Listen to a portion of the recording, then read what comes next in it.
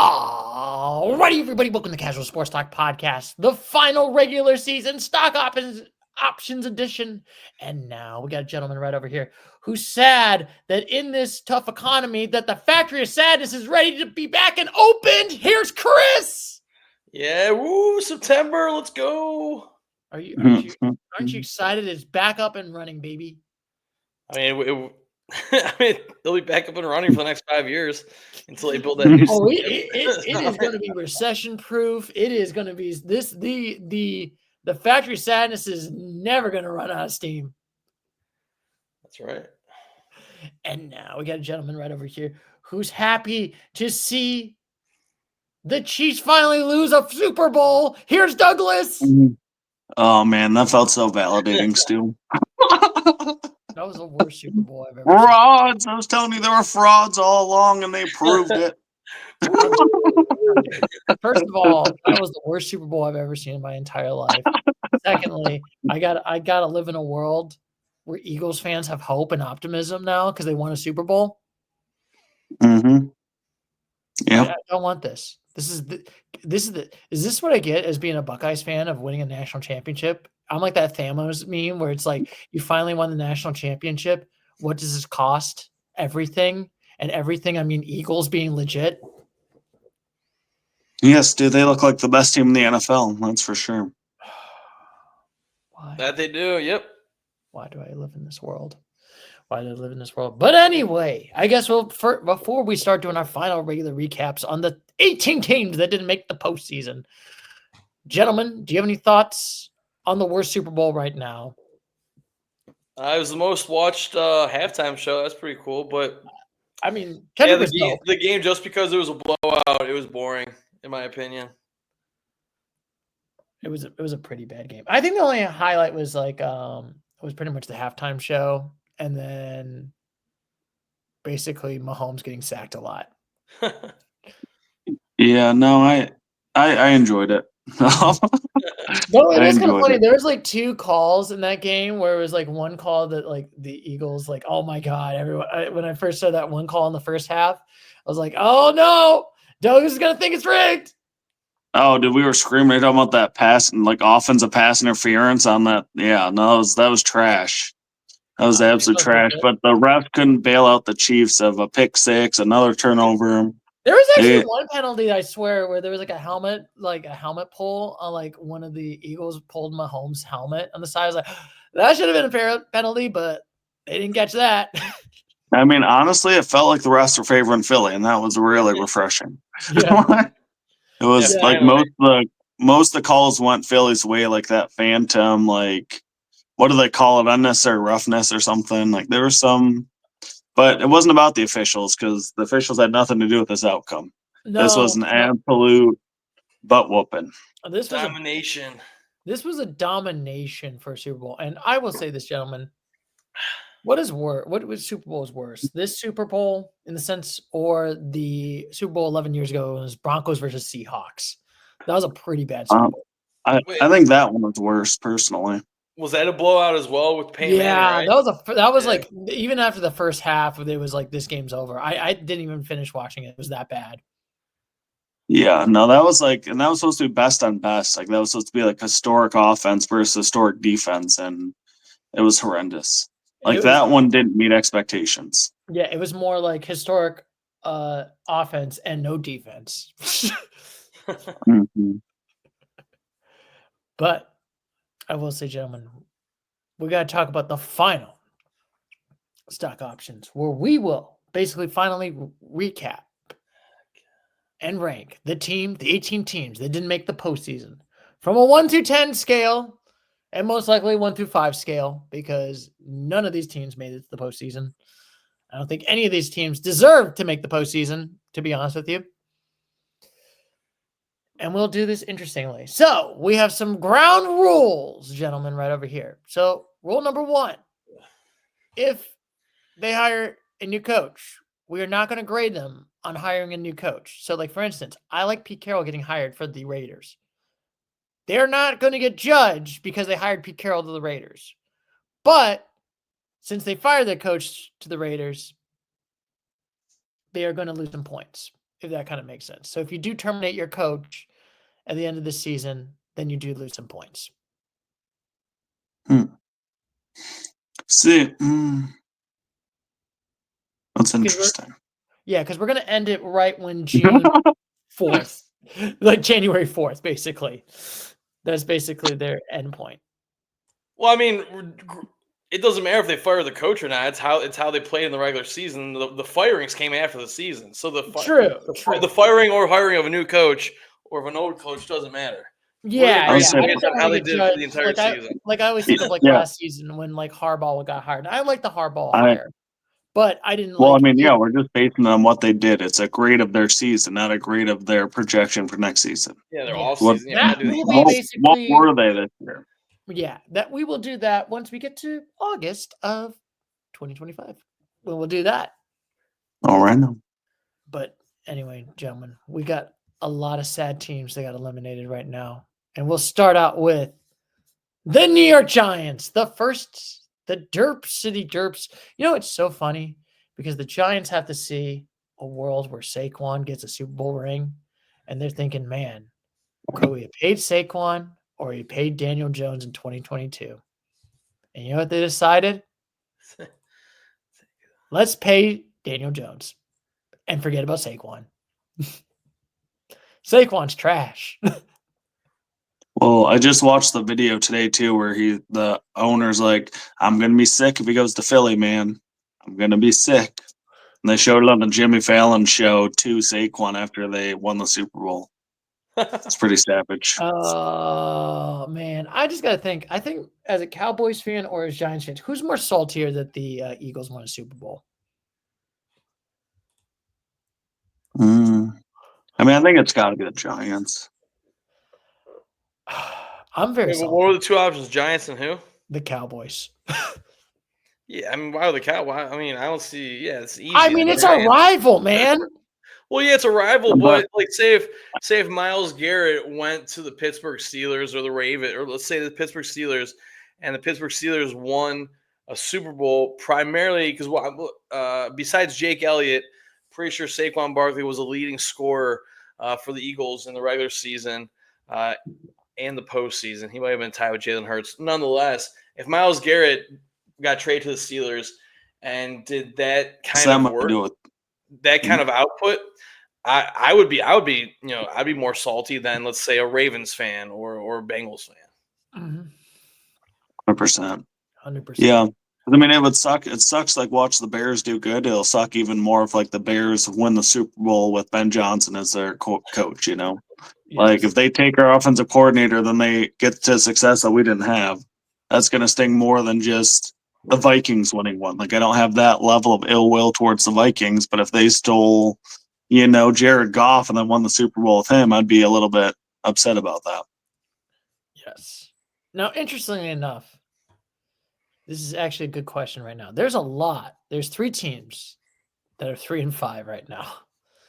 And one of them is including your Brownies, Christopher. You say 3-5. What do you mean by 3-5? I'm sorry, 3-14. Okay, I gotcha. I was like, man, what are we still in week 9 over here? Week 8? No, they're 3-14. So this is a good question. Are the Giants, with benching Daniel Jones, and literally their only 3 wins was Indianapolis Colts, Seattle Seahawks, and the Browns. That was the question.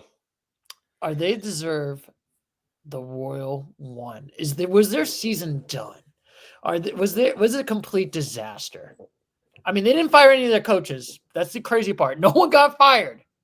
I mean, didn't they win their 3rd game like in week 18 or week 17, which kind of screwed them up for the number 1 overall pick? Their last win, yes, was week 18.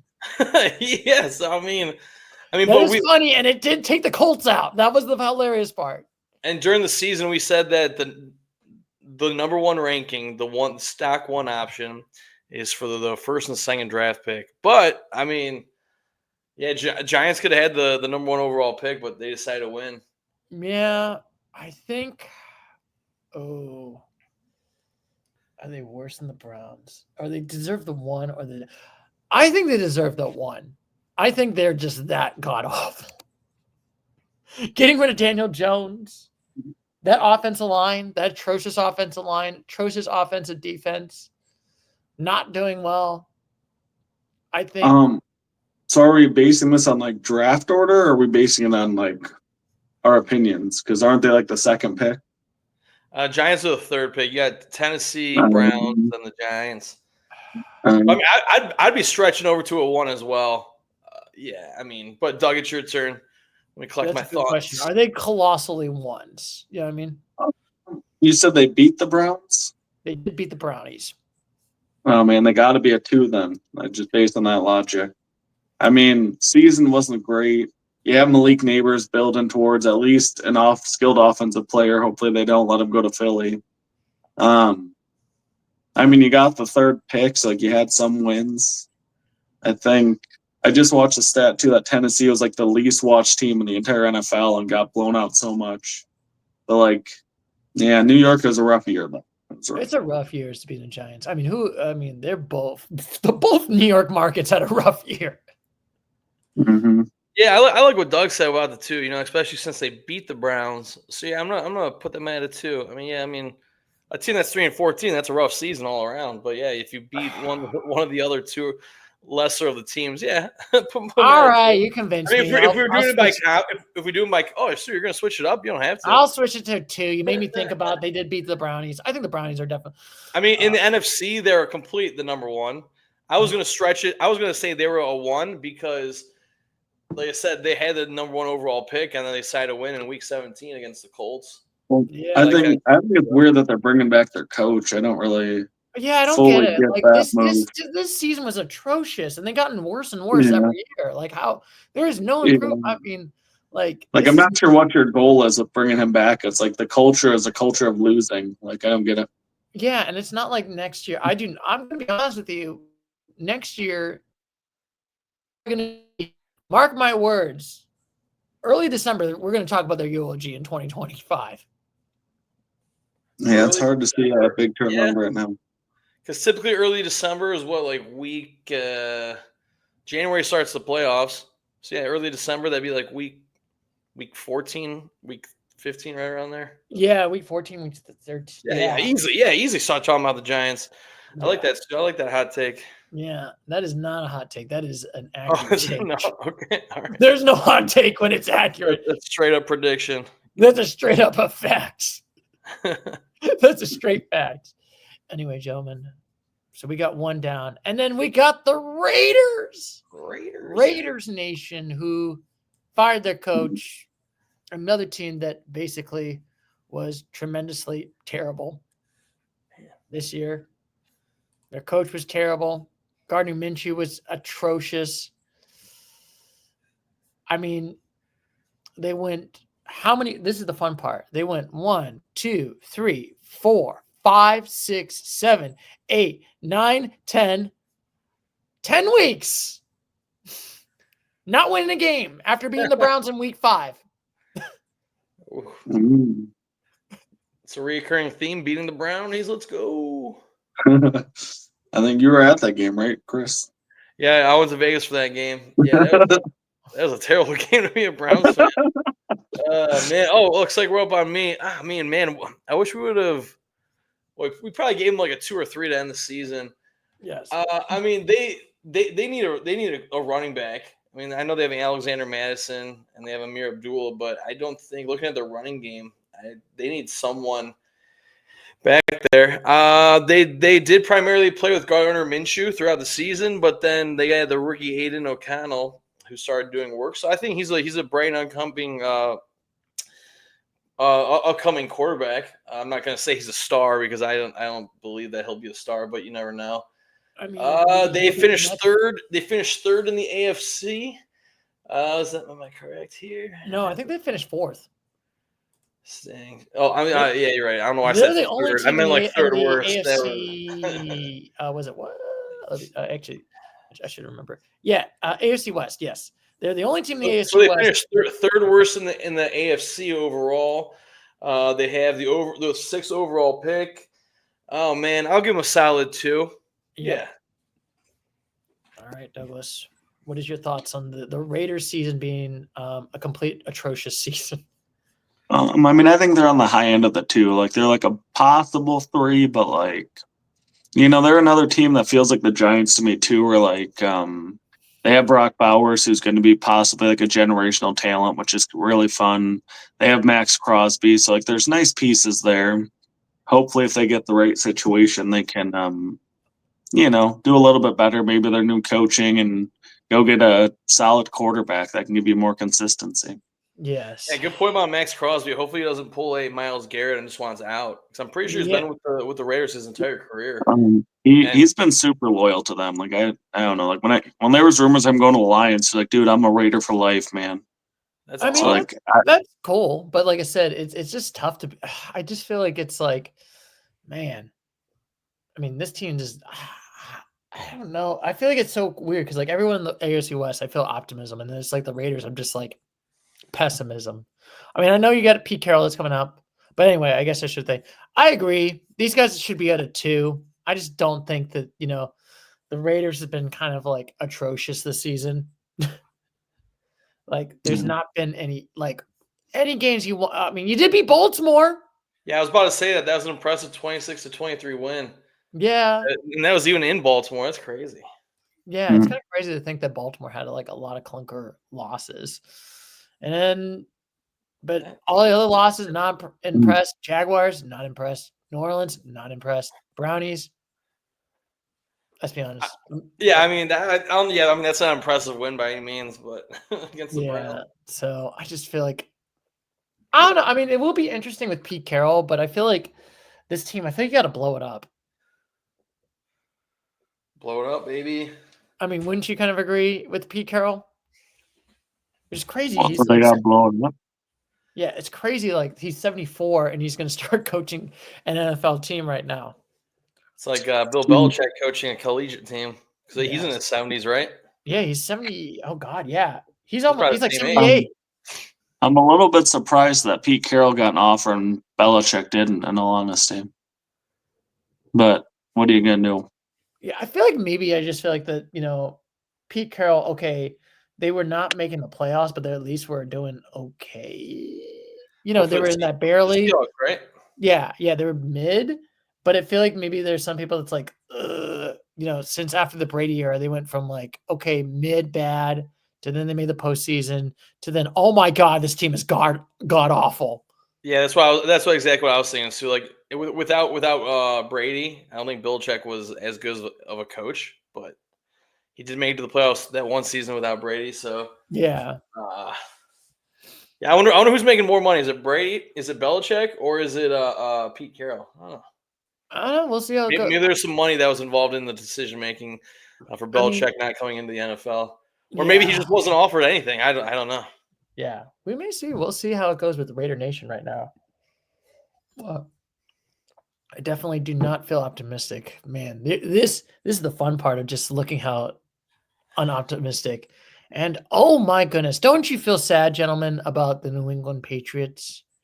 It's just it's such being a hard fan base. 5 years ago, winning Super Bowls, winning multiple Super Bowls, to now being atrocious and rebuilding everything. Yeah, based on mock drafts, the Raiders projected to get a cornerback out of Michigan. I would think they would need, like Doug said, a quarterback, or like I was saying, a running back. But man, that's surprising. Yes. So we'll start with you, Douglas, about your favorite team, the New England Patriots. How do you feel about their atrocious season? At least Drake May was decent. I think that's about the narrative of the entire season right there. At least they have Drake May. I mean, we're not factoring in coaching decisions, but it was a really weird one to see a first-year guy get fired. Granted, Mike Vrabel is he's a great coach, but I don't like that. I dislike that strongly to fire a guy after one season when you don't really give him much to work with. I mean, it's crazy because I'm looking at our preseason right now when we talk about I totally forgot about it. We gave the Raiders all 3s. And then we gave the Giants, I gave him a 2, Chris gave him a 3, Douglas gave him a 4 preseason. The Patriots, I gave him a 1, Chris gave him a 1, and you gave him a 2. Oh. Like we didn't have expectations that were super high. You know what I mean? We weren't thinking playoffs for the Patriots. No, we weren't. No, I liked my 2 prediction at the beginning, and I like it now. I mean, this team, they're not good. Like, I think with Vrabel, maybe they'll get a little bit tougher, and Drake May is a fun piece, but like, who else does he have on offense, man? Like, there's no receivers there. They have like solid running backs, I guess. Like, Ramondre Stevenson and was it Antonio Gibson from like the Commanders. Yeah, so it's like, I guess that's fun, but like, they need some skill positions, man. Yeah, I just do not think the Patriots are that good. I mean, let's put it there. Their only wins was Cincinnati in week 1, which cost Cincinnati the postseason, funny enough. The Jets. The Giants by 16. No, not the Giants. The Chicago Bears by 16. And Buffalo when they were sitting out everybody. Yeah, that's another thing. Like the Giants, you got the New England Patriots winning in the last 2 weeks. The Giants win in week 17, and then you got the Bills winning in week 18, which screwed up their chances of getting a top 2 or even the top 1 pick overall. So, I mean, I know Josh Allen, he was not playing in week 18, I think so. Yes. But yeah. Maybe that's why they fired their coach for winning. Oh, yeah, that's right. Yeah, that's so funny they fired their coach. But I will still say it. Like, I don't know. Like, why did you hire if you were going to fire Gerard Mayo just so you can get Mike Rabel, why did you hire the guy in the first place? This don't make any sense. Wasn't Vrabel available last year too?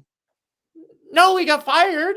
If I remember correctly. He got fired after this year? I thought he was like sat out last year. Am I mistaken on that? I think he got fired last year when he was Tennessee. Yeah, it's like he was available, so they could have just hired him from the beginning. Yeah, you could have just hired him from the beginning. This don't make any sense. Like, honestly, like, I don't think this is Gerard Mayo's fault. Well, so we were talking about, Stuart mentioned it, and I agreed with him about how New England has like no wide receivers or star wide receivers, and that's true. But they're projected to get Mr. Travis Hunter. So there you go. There's our star wide receiver, even though he's going into the NFL Combine as a cornerback. Yeah, like, honestly, if I gave him a letter grade, I would give him an F for a failure right there. Like, the Patriots get a failure. They get a 2. Oh, like, my bad. I realize you're waiting on me. Yeah, they're a 2 as well. Yeah, they're not a 1. They're not a 3. They're a solid 2. Yeah, Drake May, he has potential. He got potential, but like potential. He got some potential right over here. And potential for the Patriots. Now we got the greatest team of all time and greatest. So Shad Khan said before the preseason that this Jaguars team was the greatest team he have ever seen since owning the Jaguars. Yeah. I'm pretty sure we were confident in the Jaguars during the season, or not during the season, but before the season. But so you said Shad Khan, whoever that guy is? Yeah, Shad Khan, who's the owner of the Jaguars, said. Oh, that guy with the $300 million yacht who pulled up into New Orleans for the Super Bowl. Yes, gotcha. yes. And I just got to say, where was this? This team was atrocious, man. You lost to Buffalo. They lost to the Browns. You lost to the Brownies. You lost to Cleveland. Stu, this is off topic. Would you remember when we saw fake Trevor Lawrence in Atlantic City? Yes. You were fake Trevor? You had me convinced, bro. I'm like, no way Trevor Lawrence is sitting here in this Atlantic City casino with us. Yes. I just wanted to just troll. That was like that poor man had to get that so much. That is so hilarious. Like, that's Trevor Lawrence. Oh my God. Trevor Lawrence is here. But anyway, my God. What do I think about Trevor Lawrence? He might be on the trade block. I forgot. I was reading it today. I forgot what team that they'd be lying. Oh, it's the Pittsburgh Steelers. That's right. Yeah, Pittsburgh might want to trade for him. They would give up a couple draft picks, but they would get. Yeah, because I heard rumors that Russell Wilson might be leaving. But like I said, Russell Wilson, he was only on a 1-year contract. He's gone anyway. Well, if he returns, but chances are. I have a question for you, gentlemen. Would you rather have Bryce Young or Trevor Lawrence? Oh man, if I could have Bryce Young the way he played the final 7 weeks of the season this past. Bryce Young. I'll Give me take Bryce Bryce Young. Young for sure. Yeah, Trevor Lawrence. That's crazy how that narrative flipped. I mean, I'm pretty sure I said it agree. several times on this podcast. I don't like Bryce Young as a quarterback because he's 6 foot even, 6'1". He's a shorter quarterback. Trevor Lawrence, 6'4", 6'5". I like tall quarterbacks so they can see over the you love offensive tall line. quarterbacks, and you cannot lie. But the way those two have been playing, give me Bryce Young. Nice. Yeah, that's wild. What about you, Mr. Doug? I agree. It's a weird opinion though, because I would have never thought that going into the season.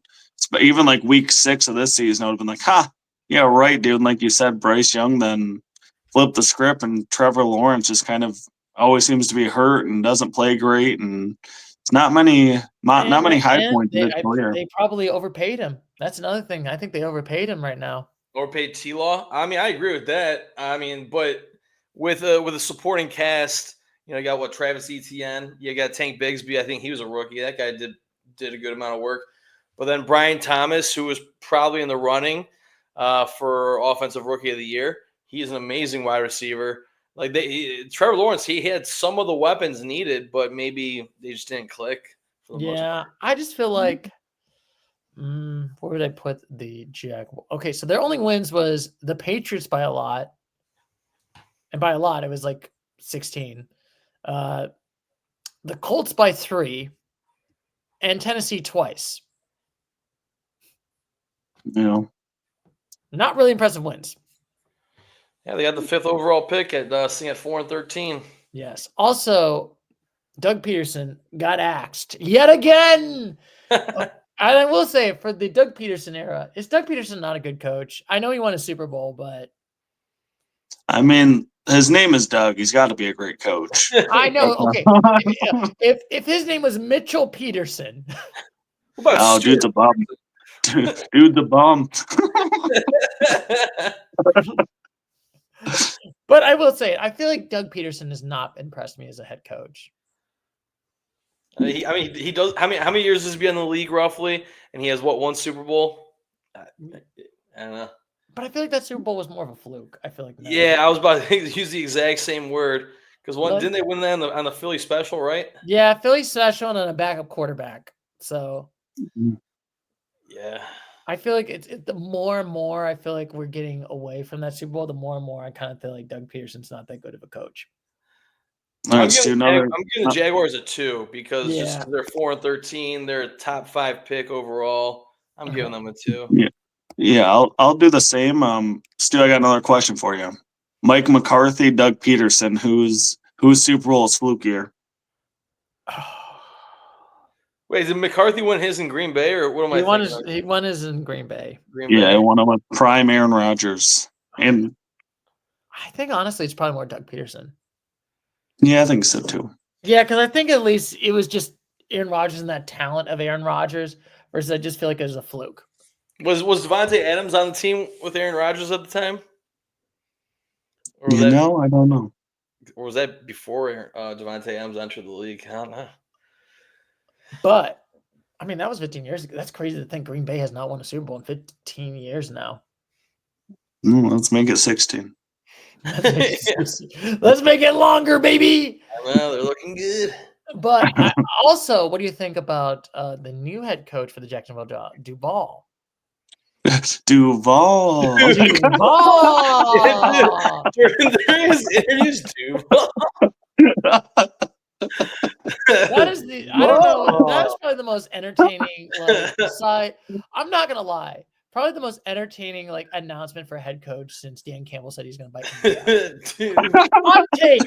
Would you say the most entertaining announcement? I don't know about entertaining, it was cringy. Cheering at home games, but it's still funny. It's it's still cringy, but it's like a laughter cringy. I mean, it was clickbait for sure, man. That was hilarious. You just gotta go. Probably made a couple thousand off of all the views and the clicks. That's why. There was a lot of drama around him too, didn't he? He said he wasn't gonna go, and then he was back with Tampa Bay. It was a whole back and forth, and they finally got him. It's kind of weird. And then we get Duval. Every time, I think we should do when they lose or win. We just got to be like They won. Duval. Duval won. I mean, I hope that I hope for them. I hope they trade Trevor Lawrence. That'll be my final thought. Trade him, get some draft picks, try again. Yeah, I feel like this is another team where just like they overpaid Trevor, but who wants to get Trevor Lawrence in that contract? That's the only problem. Apparently, the Steelers. Yeah, the Steelers are interested. I mean, I think the Steelers are done. I mean, when was their last quarterback that stayed with them for a continuous amount of time and it was productive? Ben Big Roethlisberger. Was that? Yeah, Big Ben. Yeah, Big Ben. So Yeah. I mean, Russell Wilson, he was possibly one and done. Justin Fields, he's not a superstar by any means. So I think the Steelers are really looking for You their had Kenny Pickett. their Kenny long-term Pickett won a quarterback. Super Bowl. Kenny Pickett played in the Super Bowl. Yeah, he won a Super Bowl. Good job, Kenny Pickett. And he did play in the Super Bowl. Well, man, unreal. It is so funny to think that Kenny Pickett, if I told you, yeah, Kenny Pickett's going to win a Super Bowl. But not with the Steelers. But not with the Steelers. Anyway, we gave the Jaguars. I give him a 6. Douglas, Christopher gave him a 5, and Douglas gave him a 6. I knew we were kind of riding mid to possible playoff push there. I knew it. Yes, we did have possible playoff push, but we pushed them out of the playoffs. And now we got your favorite one.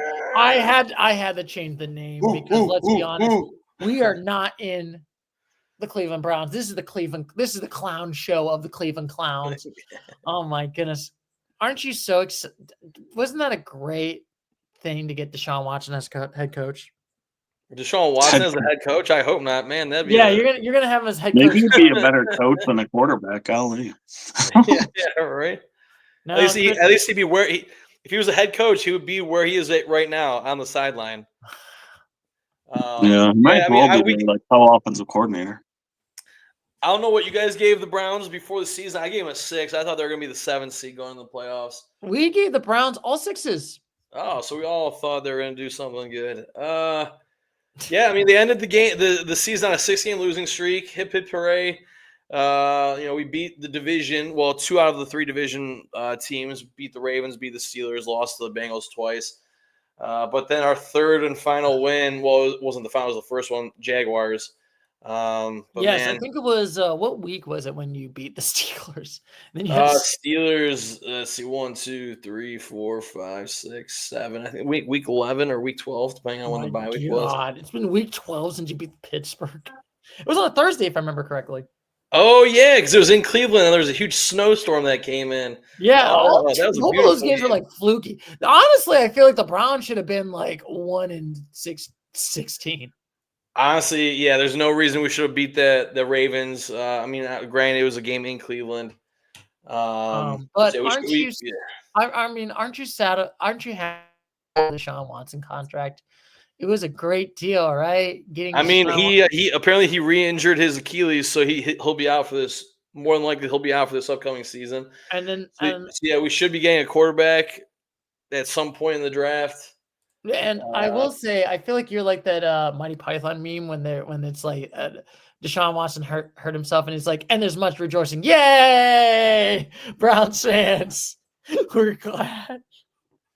Yeah, I mean, with our first 2 picks, we're expected to take Abdul Carter was a defensive end, defensive lineman, edge rusher, and then in the second round, we're supposed to take a defensive lineman. So with that being said, I think we're parting ways with Myles Garrett. Maybe we can get some draft picks for Myles Garrett so we can get a quarterback. Because what I'm projecting for the Browns to happen, we're going to get another veteran quarterback in there, maybe Kirk Cousins or something like that, and we're going to sign him for 1 year. I would love to sign James Williams for 2 or 3 years. He was great at the helm. But how did they play this year? They were no 6 by any means from what I gave them. The Browns played like a team of a 1 for sure. So give them a 1 for me. They played absolutely just like their team name that you have listed there, sir. They're the Cleveland Clowns for sure. I will say, I think once you saw week 1 when they lost to the Cowboys, you knew their season was done. I mean, we lost by 16, but I think it was that game was going to be tough because people were riding high on the Cowboys, and the Cowboys showed it. I think it was when we started losing. Well, after the Jaguars win, we won 1, 2, 3, 4, 5 straight losses, and that I mean, you lose to the Giants, you lose to the Raiders. It's embarrassing. Yeah, you lost to the Giants. Oh my God. Like it was not. It's like, my God, we live in a world. And also, Christopher, I guess I should ask about your thoughts on the whole Myles Garrett requesting a trade in this tire fire of an organization right now that is in Cleveland. Do you have any Oh, I mean, thoughts? I want to say I'm all for it, but majority of me is for him wanting a trade. And like, if I was Myles Garrett, I respect his decision because I mean, we're gonna start rebuilding the team, and he's what, I don't even know, he's 28, 29. So his career, I'm not saying it's coming to an end, but NFL players, they roughly go into their 30, 32, 33 age. So he might have 6, 7 years left in his career, and he does not want to be a part of a team that's rebuilding. He wants to be a team that he has someone on the other side of the defensive line helping him, get some sacks. So I respect it, but also Wyatt Teller for the Browns, he's like, hey, you got to really think about it. Like in 12 years, when you're in Canton getting that gold jacket, are you going to regret leaving Cleveland, or do you want to stay as nobody regrets leaving Cleveland. No one regrets. I mean, well, yeah. I mean, let's be honest. There's nobody when they get the gold jackets like, man, I could have just stayed a few more years in Cleveland. I could have helped them Brownies be mediocre and get them 5 wins a season. Yeah, I think we spoke it in one of the previous podcasts, maybe 2 or 3 times ago. I think I said that the Browns would probably be like a 5-12 team or 4-12, 4-13. I don't think they're going to be good next year. But no, I think honestly this team is going to probably. I had the joke of the factory of sadness, but man, remember in the 2010s when the Browns were atrocious? I think the 2020s are showing that the Browns are going to be atrocious. They're going to be back. They're going to be decade back by to that. decade. Just got to be the worst of the worst. Yes, and the good news is you're going to have some cheap tickets. They won't be too cheap because we got that new stadium dome coming in 2029, so they got to make up their the toilet, right? They should shape it as a toilet. They already have that in Ohio, Stu. It's called the Horseshoe. How dare you? We won a national championship, unlike the Browns. Your stadium's still shaped like a toilet. Sir, you said we won a national championship as the Browns? No, we didn't. No, I meant the Buckeyes won one. Yeah, we're the Buckeyes, baby, not the Browns. Yeah, we you know what? As Ohio, you didn't know, Douglas, we sacrificed our souls to win national championships as Buckeyes. And you know what we did? We took all that soul away from Cleveland and then just put it all into Ohio State because we just realized this team is atrocious. I think you guys stole it from Cincinnati too. Yeah, that's true. Also, we did also take that away also from Cincinnati too. But all right, Douglas, is this team the worst team in the NFL? Second worst. Ooh. So they're still a 1. They're still a 1? I think they're better than Tennessee. Who would win the worst game of all time? If it was the Battle of the Toilet Bowl, instead of the Super Bowl, you got the Loser Bowl. And you got to play in like Sheboygan, Wisconsin, in like a high school field. Who would win that game? Cleveland or Tennessee? Cleveland.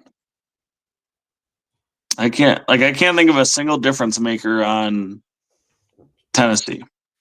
Like at least the Browns have Myles Garrett in this scenario. Yeah, and James, like if we play with the teams that we had to end the season, James will. Why can't I think? James Winston. Why am I saying Williams? Yeah, James Winston. Like the way he was playing, he did pretty well, and I think he would have a better game compared to Will Levis, or even Mason Rudolph, whoever would be the starter for the Titans. Rudolph the Mason Rudolph can't win the game with the Titans. What Tennessee? They did have Calvin Ridley, who went off from time to time, but they still have the number 1 overall pick. But, if I had a gun to my head, I would pick the Browns over the Titans for sure. I mean, let's be honest. They are definitely the Cleveland Clowns right now. And I just feel like come next year, are they still going to get the 1? Are they going to go 0-16 or 0-17? Are they going back to a decade ago when it's Deshaun Kaiser as your quarterback? And that was great play, right? I don't think they'll go 0-17. The schedules have been released, not like when, but like the teams we will be playing. I think we have some easy teams, but like only like 3 or 4 of them. That's why I said we're gonna go like 4-13 or Yes. So unfortunately, the factory said you have to go back to work, Chris, and it's to the factory. I mean, next year we play the Tennessee Titans. Oh man, it's like the only easy home game we have. Because then we play the away games, the Oakland Raiders again, or the Las Vegas Raiders again, and then the New York Jets. Those are only like I said, 3-14. I'm comfortable with that. Yes, they might be a 1 again. Yeah, let's go. Continue the ones, baby.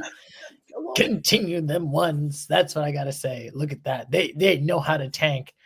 And man.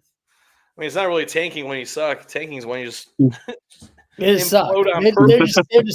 I think honestly, suck. The Browns suck is not too like bad. the Cowboys just sucked this year, Stu. Yeah, they didn't tank. The Cowboys just weren't. How dare you? They were fighting their tails off for those blowouts. Hey, we fought for those blowouts. I mean, especially against the Lions. We played so well. Yeah, the Cowboys really wanted that 12th overall pick. They fought for it. I mean, projection-wise, 12th overall pick might be Ashton Genty, running back Boise State. So that could be your answers. That could be your next Ezekiel Elliott. That's exactly what the Cowboys need. Yeah. Yes. Just like Cleveland, unfortunately. Christopher, you're going to have to go back to the factory of sadness. It'd be cool to work there. I wouldn't mind it.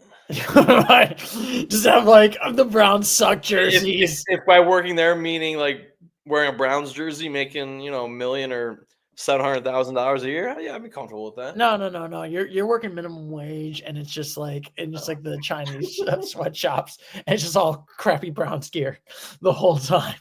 All right. And it's all like the Browns are terrible. As much as I love talking about the Browns, I think we spent a little bit too much time on them. Yes. On to the next team. The Tennessee Titans, where Will Levis has created great memes to the meme economy. And the meme economy, I mean, basically choking a lot of games and only winning 3 games this season. All right. To make up for the long time in Cleveland, I'll keep mine quick. Little one. This was the only team I think that the Lions beat by more than the Cowboys. Like the Lions, that was like the worst game I've ever seen was the Lions versus the Titans. I thought that was a great I think it was like 40. Like, wasn't it like 49-0 at halftime? Yes, they beat them 52-14. Oh, see, that sounds even closer than it felt. Yeah, but at halftime it was 35-14. Was it really? Yeah. See, man, it felt worse than that. Yeah, I thought so too. I mean, let's put it this way: the 3 wins for the Tennessee Titans. They beat the Miami Dolphins without Tua decisively. They beat New England, and they beat Houston by 5. Yeah. And then they had 6 losses in a row. Oh wasn't that my favorite was that game against the Bears. Oh, I was gonna say that also. And then right when the pick 6 happened and the Bears caught it, and then you have Will Levis just have his throw it. He's like, no, no. Like that is the greatest meme. That literally will live down. I think that sums it up, and that's why I'm gonna give him 1 as well, because man, that was a spitting image of the 1. I'm going to say this. If there's one play that represents the Tennessee Titans for 2024 season, it's that play. I agree. Terrible. Like, just Will Levis just shock of just like, oh, why? But I feel like for right now, Tennessee gets a 1 for me because this team is atrocious. I think they honestly need to bench Will Levis and get rid of him. Well, I mean, they're projected to draft Mr. Cam Ward with the number 1 overall pick, so that. Well, let's see. But that doesn't mean they're going to bench Will Levis. But more than likely, that could happen. Yeah, I feel like I don't see any improvement with Tennessee. So anyway, gentlemen, we got our favorite team ever, my favorite team that I get to laugh at right now, the New York Jets, who decided to suck this year. I mean, they started off 2-1, not bad. Yep. But I mean, those wins were against the Titans and the Patriots, so nothing crazy. Yeah, there was nothing crazy about that. I mean, this was absolutely a dumpster fire year. Like, plus the icing on the cake is Aaron Rodgers he's not gonna be returning. Yes. I mean, I still laugh at this season, and I'll go first. It is the most hilarious thing when they fired Robert Saleh in week 5 because his defense was terrible. And you know what their defense did after they fired him? Was actually even more atrocious. What they do, just be worse? Yes, they gave up more points. They gave up more yards after firing their coach. Like, this team was awful. Aaron Rodgers played like garbage. I honestly feel like this is not like prime Aaron Rodgers no more. I feel like this is like Eli Manning during the twilight of his career, Big Ben during his twilight of his career, where it's just like they're just like a shell of themselves. And I'm honestly forgetting about how good Aaron Rodgers is. Yeah, I mean, I was gonna give him a 3. I still am gonna give him a 3, but it'd be like a lower end of a 3. Like I said, it'd be a lower end of 3. Like if we could give, I remember that one podcast we were talking about like doing decimals, they'd be like a 2.5. But I'm gonna give them the 2 just because of like the whole shenanigans. Also, don't even get started on the whole their owner basically not taking a player because he asked his son about his Madden rating, his grandson, and they're like, no, don't pick this player. Which player was that? Oh, I forgot what it was. It was like the player that sent to the Browns. Mm-hmm. It's like, oh my God. I don't know if you remember that, Douglas. I remember the situation happening, but I just can't recall the player. Yeah, I unfortunately don't remember. Yes, but this team was atrocious. Aaron Rodgers, honestly, this has been a failure, and I just got to think of it just like your name tree said it best. Do the prophecy, Rodgers. Go to Minnesota. Please go to Minnesota. Do the Favre. Do your prophecy. Or just maybe he can retire to take some drugs or whatever he was smoking in that dark room during the offseason. The darkness, not to come back and play. Send to the darkness and never come back. Because honestly, like I seriously hope, like I mentioned earlier, the Browns will probably get a veteran quarterback since we're not projected to draft one. Aaron Rodgers can come. So, yeah, like knowing the Browns, we'll sign Aaron Rodgers, then he'll get injured on like the second play of the season. But yeah, I'm going to give the Jets a 3. They won 5 games, somewhat impressive. Yeah, I'm pretty. Oh yeah, well, I had the Jets at the beginning of the season as a 7. I had them as a 5th seed, so they completely did not meet expectations by a long shot. Oh yeah, we gave them. They're the lowest 3 team I can give right now. Like I said, if they're decimal points, give me a 2.5. And like icing on the cake, Aaron Rodgers not coming back. And then also them trading Devontae Adams to the no. He came from the Raiders to the Jets. So yeah, we'll see what happens with Devontae Adams in the offseason if he's going to remain a Jet. I should have asked this: which one had a more bigger clown show, the Jets or the Browns? Oh, clearly the Browns. Oh, I feel like that's a toss. I feel like they both were a clown show.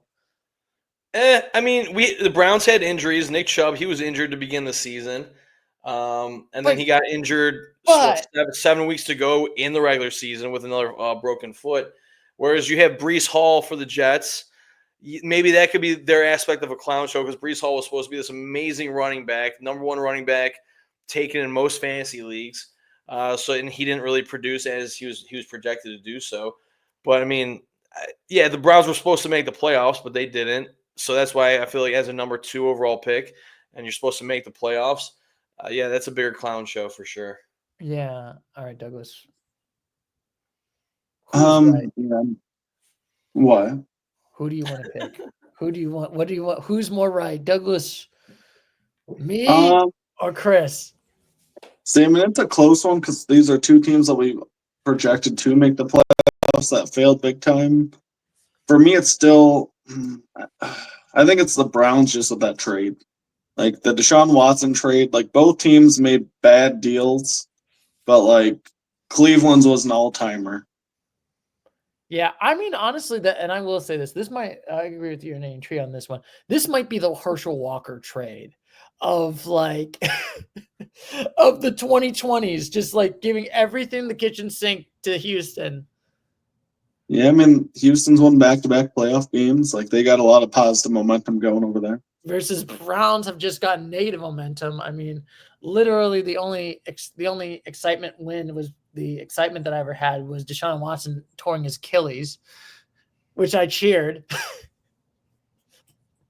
It's so funny. It's yes, I did cheer. That you cheered to someone's injury. Yes, because it's Deshaun Watson. I will. No wonder you're a Cowboys fan. You know what? That's the only person I'll ever cheer for. I mean, I was at that game against the Bengals when he did, rupture his Achilles or whatever. And I was at the bathroom when it happened, and I come back. I was like, "Oh, why is everyone cheering?" Like, "Oh, just Deshaun Watson." Because I remember talking about that on the podcast, and I don't know what my take was if I would have cheered because he got injured. No. I remember my take. I would have cheered because we knew that we were going to have another quarterback starting. I wouldn't cheer his injury, but I would cheer because of his injury that we're starting another quarterback. I still laugh because I was with a bunch of people, and I cheered, and everyone was like, why, that's so mean of you to cheer for this man. But I'm like, oh boy, do I want to talk about the whole Deshaun Watson situation and how much he's a POS? I mean, I'll hold my words to myself about the whole situation. It's Good news, gentlemen. The USA took the lead in the Four Nations game. Woo-hoo! Take that, Finland.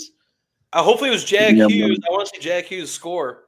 Let's see, who was it? Who's number 12? I know it was 1-1 going into the second period's almost over. Yeah, well, let's see here. It's such a cool idea, the Four Nations. Who's number 12? I can't tell what number 12 is. They won't show his name. But that was a sweet redirection. Anyway, we got to get back on track. Douglas, what is your thoughts on the JETX? Just sets SUCK sucks. Yeah, no, there are 3. I mean, they still won 5 games. There's still late season hope-ish for a playoff run. Like, it just kind of never clicked, but like there was some momentum there at some points of the season. I mean, firing their coach was a really bad move. Nobody's talking about that. I'm not saying they're a 7. I'm giving them a 3, dog. You know what's so funny? We're like arguing about like, no, this team was more of a turd sandwich, and Douglas is like, no, this team was less of a turd sandwich, but still a turd sandwich. Dang turd sandwiches. Yeah, we've only seemed to talk about turd sandwiches so far. I'd like to talk about like almost playoff team. Get some positive juju going. This is brutal. You seem stink. Hey, welcome to the regular season, baby. Welcome to the recapping all the teams that suck. And this is where Stu would make an argument for an expanded playoff, and we're like talking about these teams. Like, who wants this, Stu? Who wants this? I want a 32-team playoffs. I want the Jets to get clobbered. It would be pretty fun if like the entire league made the playoffs.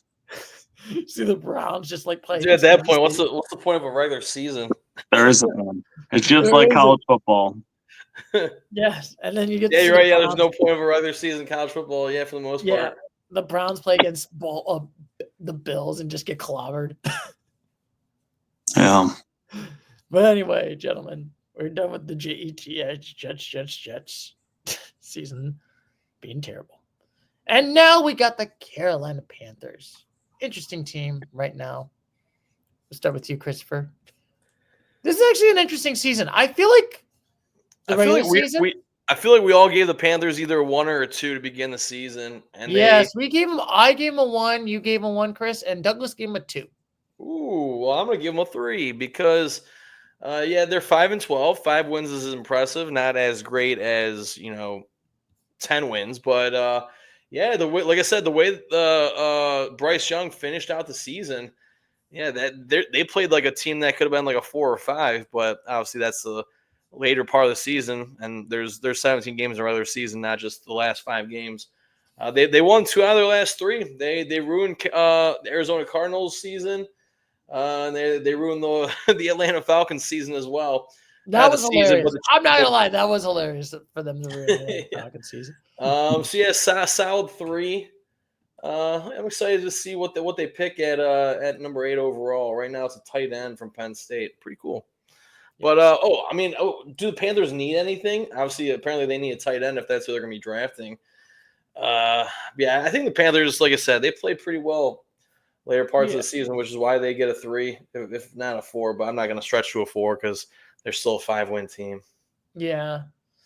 Yes. And actually, they have an exciting team. Yeah, Chuba Hubbard, he's a second-year running back for the Panthers. He had a great year this season. His first year last season was complete madness in a bad way. This year, he did actually pretty well. I think he would be in the top 10 for overall running backs based on points scored, rushing yards, possibly something like that. Yeah. Yes. So, Douglas, what is your thoughts on the Panthers? I mean, I think Chris said it pretty well. Like, they're a 3 for me. I mean, they went toe to toe with a lot of really good teams. Like, they definitely need some defense. Like, they're like Bryce Young. They start to click a little bit. I mean, but he's also thrown to a old Adam Thielen, and it's like they have a lot that they can improve on. Like, they're low on skill position players, but they have some nice pieces, and they need some defense. Yeah. It's kind of crazy to think, like, if this was like week 5, week 6, week 7, we kind of thought, yeah, Bryce Young's the bust. This was a terrible trade. They gave up the kitchen sink to give Chicago, and look at them. Ha, ha, ha. This team is a dumpster fire.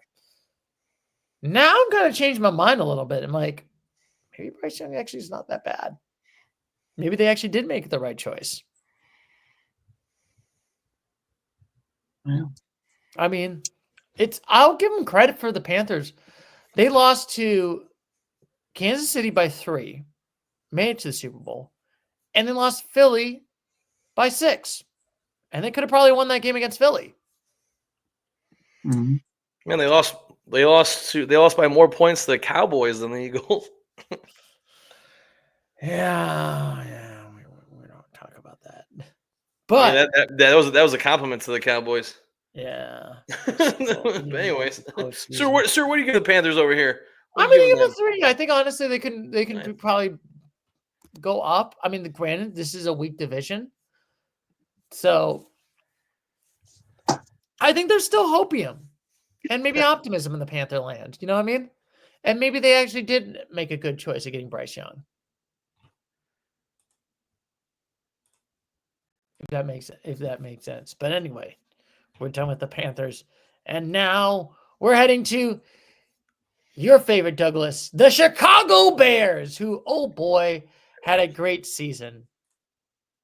Yeah, I mean, me and Chris, we both were kind of on the Caleb Williams bus train for a lot of the season. Oh yeah, we were riding along.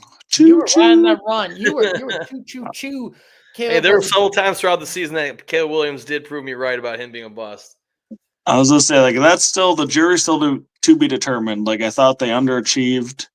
I thought that they would take some steps with how much they put into their wide receiver room. They get the number 1 overall pick.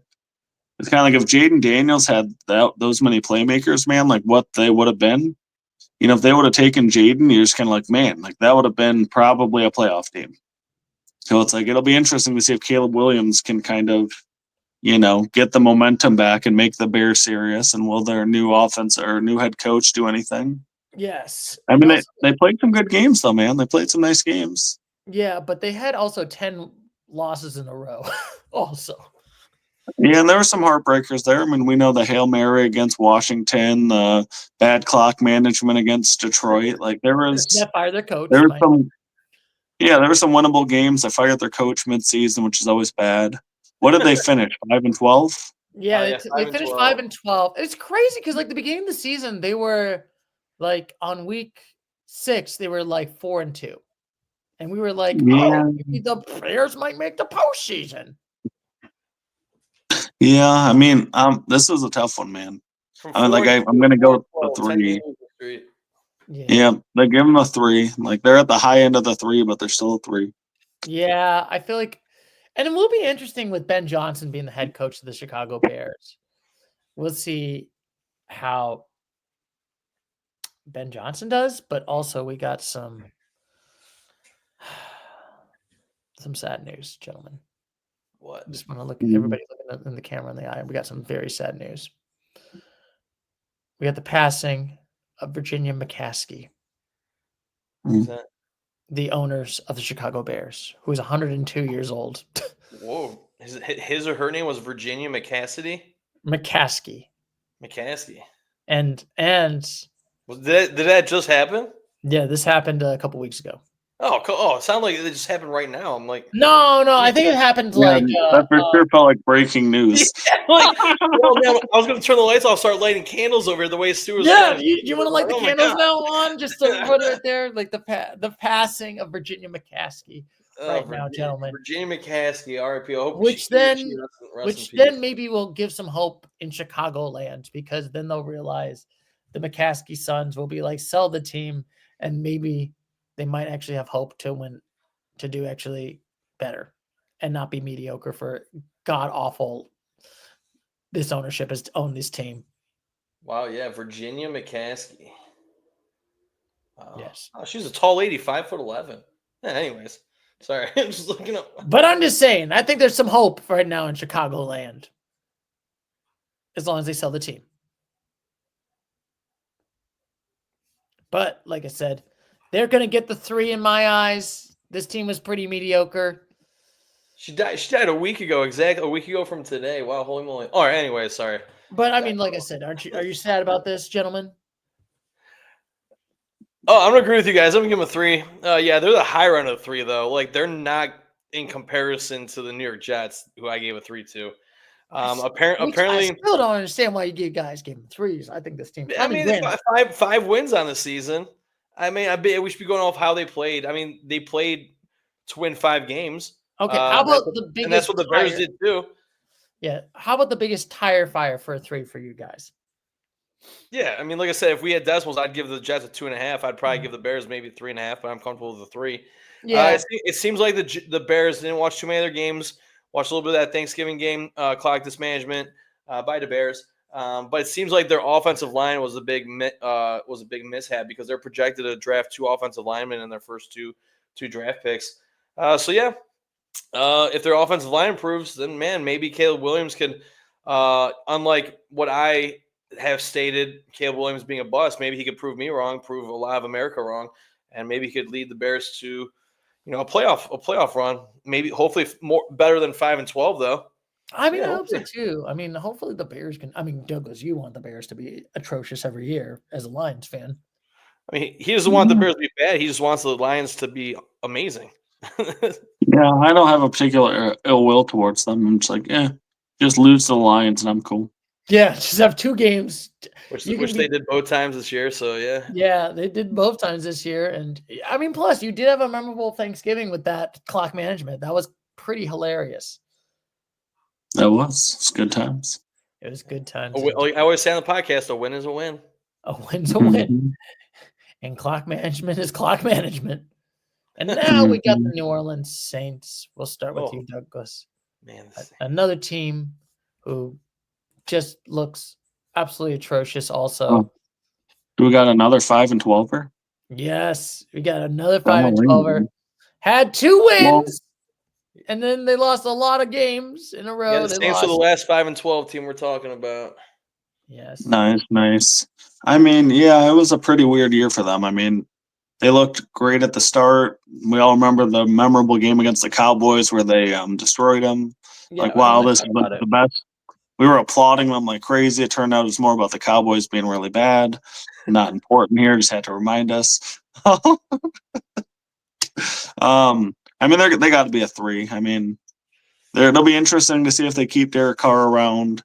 Like Chris Olave was banged up all year. Like Alvin Kamara didn't score a touchdown after signing that contract. We talked about that every week for a while. So very, very interesting year, but solid 3. Yeah, this has been like a mediocre, like bad year for the Saints. Like, let's be honest, this team was not that good. But it's also weird to think like nobody on the hiring coaching staff. I think was the Saints the last team to hire a coach?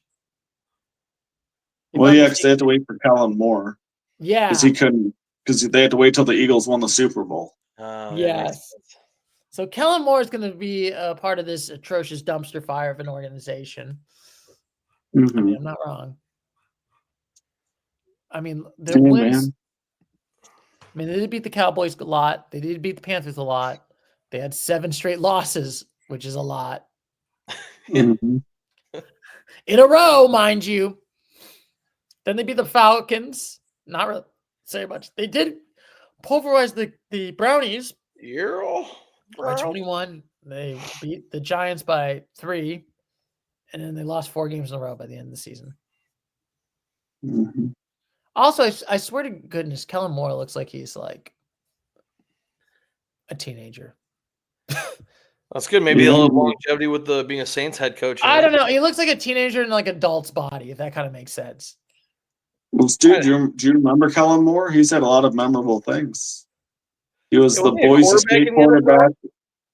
Well, yeah, Boise State quarterback that did the Statue of Liberty, drafted to the Lions, became like an offensive coordinator for the Cowboys, and then he won a Super Bowl with the Eagles. Wait a minute, was he the? I'm trying to think. He didn't go 0-16 with the Lions. I think he might have been a little bit after that because it was around that same time though. Yeah, he came in the league. I mean, around 2008, 2009. Yeah, so he might have been the backup for some of those teams. I don't know. Yeah, so that must have been fun to be like, man, would it be fun to be on a team that's always losing? Yeah. I mean, yeah, it's pretty much what you if you're a Cleveland Brown. Yes, that's literally what I was thinking. It's like, what do you if you're a Brown welcome fan? to the losing team. Yeah, like I forgot who I was listening to. Like I was listening to the radio, but I forgot who they were interviewing. It was an NFL player, and they were talking about how you go into a team's locker room like after the first quarter, halftime, or even before the game, and that team that you're on, they have a losing record. Like there's no excitement in the locker room. It's like people are just there to play to make money. They're not really trying there to like win a Super Bowl because they deep down inside they know they're not going to win. So you go in the locker room and everyone's just there to like. There's no excitement going on. They're just there to get their paycheck, go home, and do. I was like, wow, okay. So there's different aspects of the NFL, and maybe that's something. That's why I always say no one really wants to tank when you're on an NFL team because it's like I got job security. It's like trying to tank and get fired from your corporate job. Like no one does that. So yeah, give me the Saints a 3 because man, they started off the season 2-0. We were riding high on them. The entire most of America, ESPN, sports, all over the place. We're like, oh yeah, the Saints, let's go. They scored 91 points. a great quarterback, and then I just realized, wait a minute. Kamara was the NFL MVP frontrunner through week 2. I mean, that's not allowed to say. It's only 2 weeks, but it's still impressive because I think he had 4 or 5 touchdowns in the first 2 weeks. 91 points scored as a team. But man, they lose 7 straight, and things just went downhill. So yeah, they definitely played like a 3 team. Yeah, still better than the Jets, but not as good as the Bears. Oh We're my talking God, about that's a good stock option 3 there. We'll see with all these rest of these 3 teams, but we should definitely do who's the best 3 team left. Just saying, they're not really saying my option as the Bears, but yes. Oh God, they're all awful. And now we got the Arizona Cardinals, who's Douglas's favorite team. Wow, right. Second favorite team, right? Yeah, I suppose so. If I had to pick a second favorite. I mean, they went 8-9. It was a mediocre season. I mean, granted, they did have a good couple wins. I mean, they did have 4 wins in a row. They beat the Chargers, the Dolphins, the Chicago Bears. Definitely better than, well, I don't know about mediocre. I'd say better than mediocre because that NFC West, they had a shot to make the playoffs. They did. I mean, granted, that division was kind of atrocious. But I kind of feel like can Kyler Murray make it to that promised land and make it to a postseason again? then like, because I kind of feel like, is Kyler Murray like at least a good quarterback, or is he just kind of like meh? I was envisioning him making the playoffs, watching him run it out of the pocket for a couple first downs in a playoff game, but obviously that didn't happen. So I think he'll be back. If you're talking about the promised land being the playoffs, I envision him going back to the promised land. Will he go to the promised land? What do you think, Douglas? Douglas is so serious right now. He I'm was sorry. Do I think they can make it there? Yeah, I think they'll be a lot better than this year. I mean, Kyler's ascending. They have Trey McBride. They have Marvin Harrison. The offensive, like their new coach, seems to kind of get it. And like Chris said, they could have made the playoffs. They were in first going into the bye, man. Yeah, they I want were. I want a 5. Yeah. Oh, but I'm gonna give them the 4 just because I just kind of feel like they were kind of like mediocre mid. I don't think this team was atrocious, but they were like, it's like, not feeling confident. I don't think this was like a team that was like in football hell. But I'm just looking at it more, and also I kind of feel like the division was a little bit weaker. But I mean, you did have the Rams that did win a playoff game, so I'll give them credit. So, but I just felt like everyone else was kind of like, meh. This feels like, you know what? I would honestly say if I put in a meh team, it's the Cardinals. Like they weren't laughably bad, but they weren't going to be like, wow, I love the Cardinals. They're going to make the postseason and put a name for themselves. They're kind of like mediocre, meh. See, I'm gonna give them a 5, and the reason being is once they lost that game to the Panthers in Week 16, that's what shut the doors on their playoff opportunities. And then they lose to the Rams, and that completely sealed the deal, and also sealed the deal for the Rams making the playoffs. I do believe by them beating the Cardinals 13-9 in that amazing game. But yeah, 5 because they just barely missed the playoffs by 2 weeks. Pending the outcome of the Rams and the Seahawks game. The Cardinals could have won it had they not blown it to the Panthers. I'm confident with a 5. Kyler Murray, great. I don't say great, good quarterback. Like Doug mentioned, Marvin Harrison, wide receiver. They still have James Conner, who's their primary running back. It seems like they need defense because they're projected to draft 2, like an edge rusher, then a defensive lineman. So hopefully. I didn't really pay attention to much of their season, but it seems like they're giving up points if they're drafting defensive linemen. So hopefully that'll be the key to success. We'll see the Cardinals hopefully in the playoffs next year. All righty, Douglas, what are your thoughts? Yeah, I mean, I'll give them a 5. Like Chris just summed up, like they're close, man. And I mean, they were in the lead in this division, like at midway point. So it's like they were flirting with that postseason pretty good up until Week 16. Yeah, but I feel like the Seahawks are a little bit better. Well, I mean, you can't tell me that they're only 1 point better than, all these 5-12 teams as well. Like they won, 3 more games, and you're only giving them 1 point. Yeah, sure. Are you saying that the Bears are pretty much almost on the same level as the Arizona Cardinals? Because I think my definition of a 3 is basically a team that only beats up bad teams, and it's kind of been like, 4, in my opinion, is just a mid team. It's a tad above this one, but it's like they're kind of like in this mid. Okay.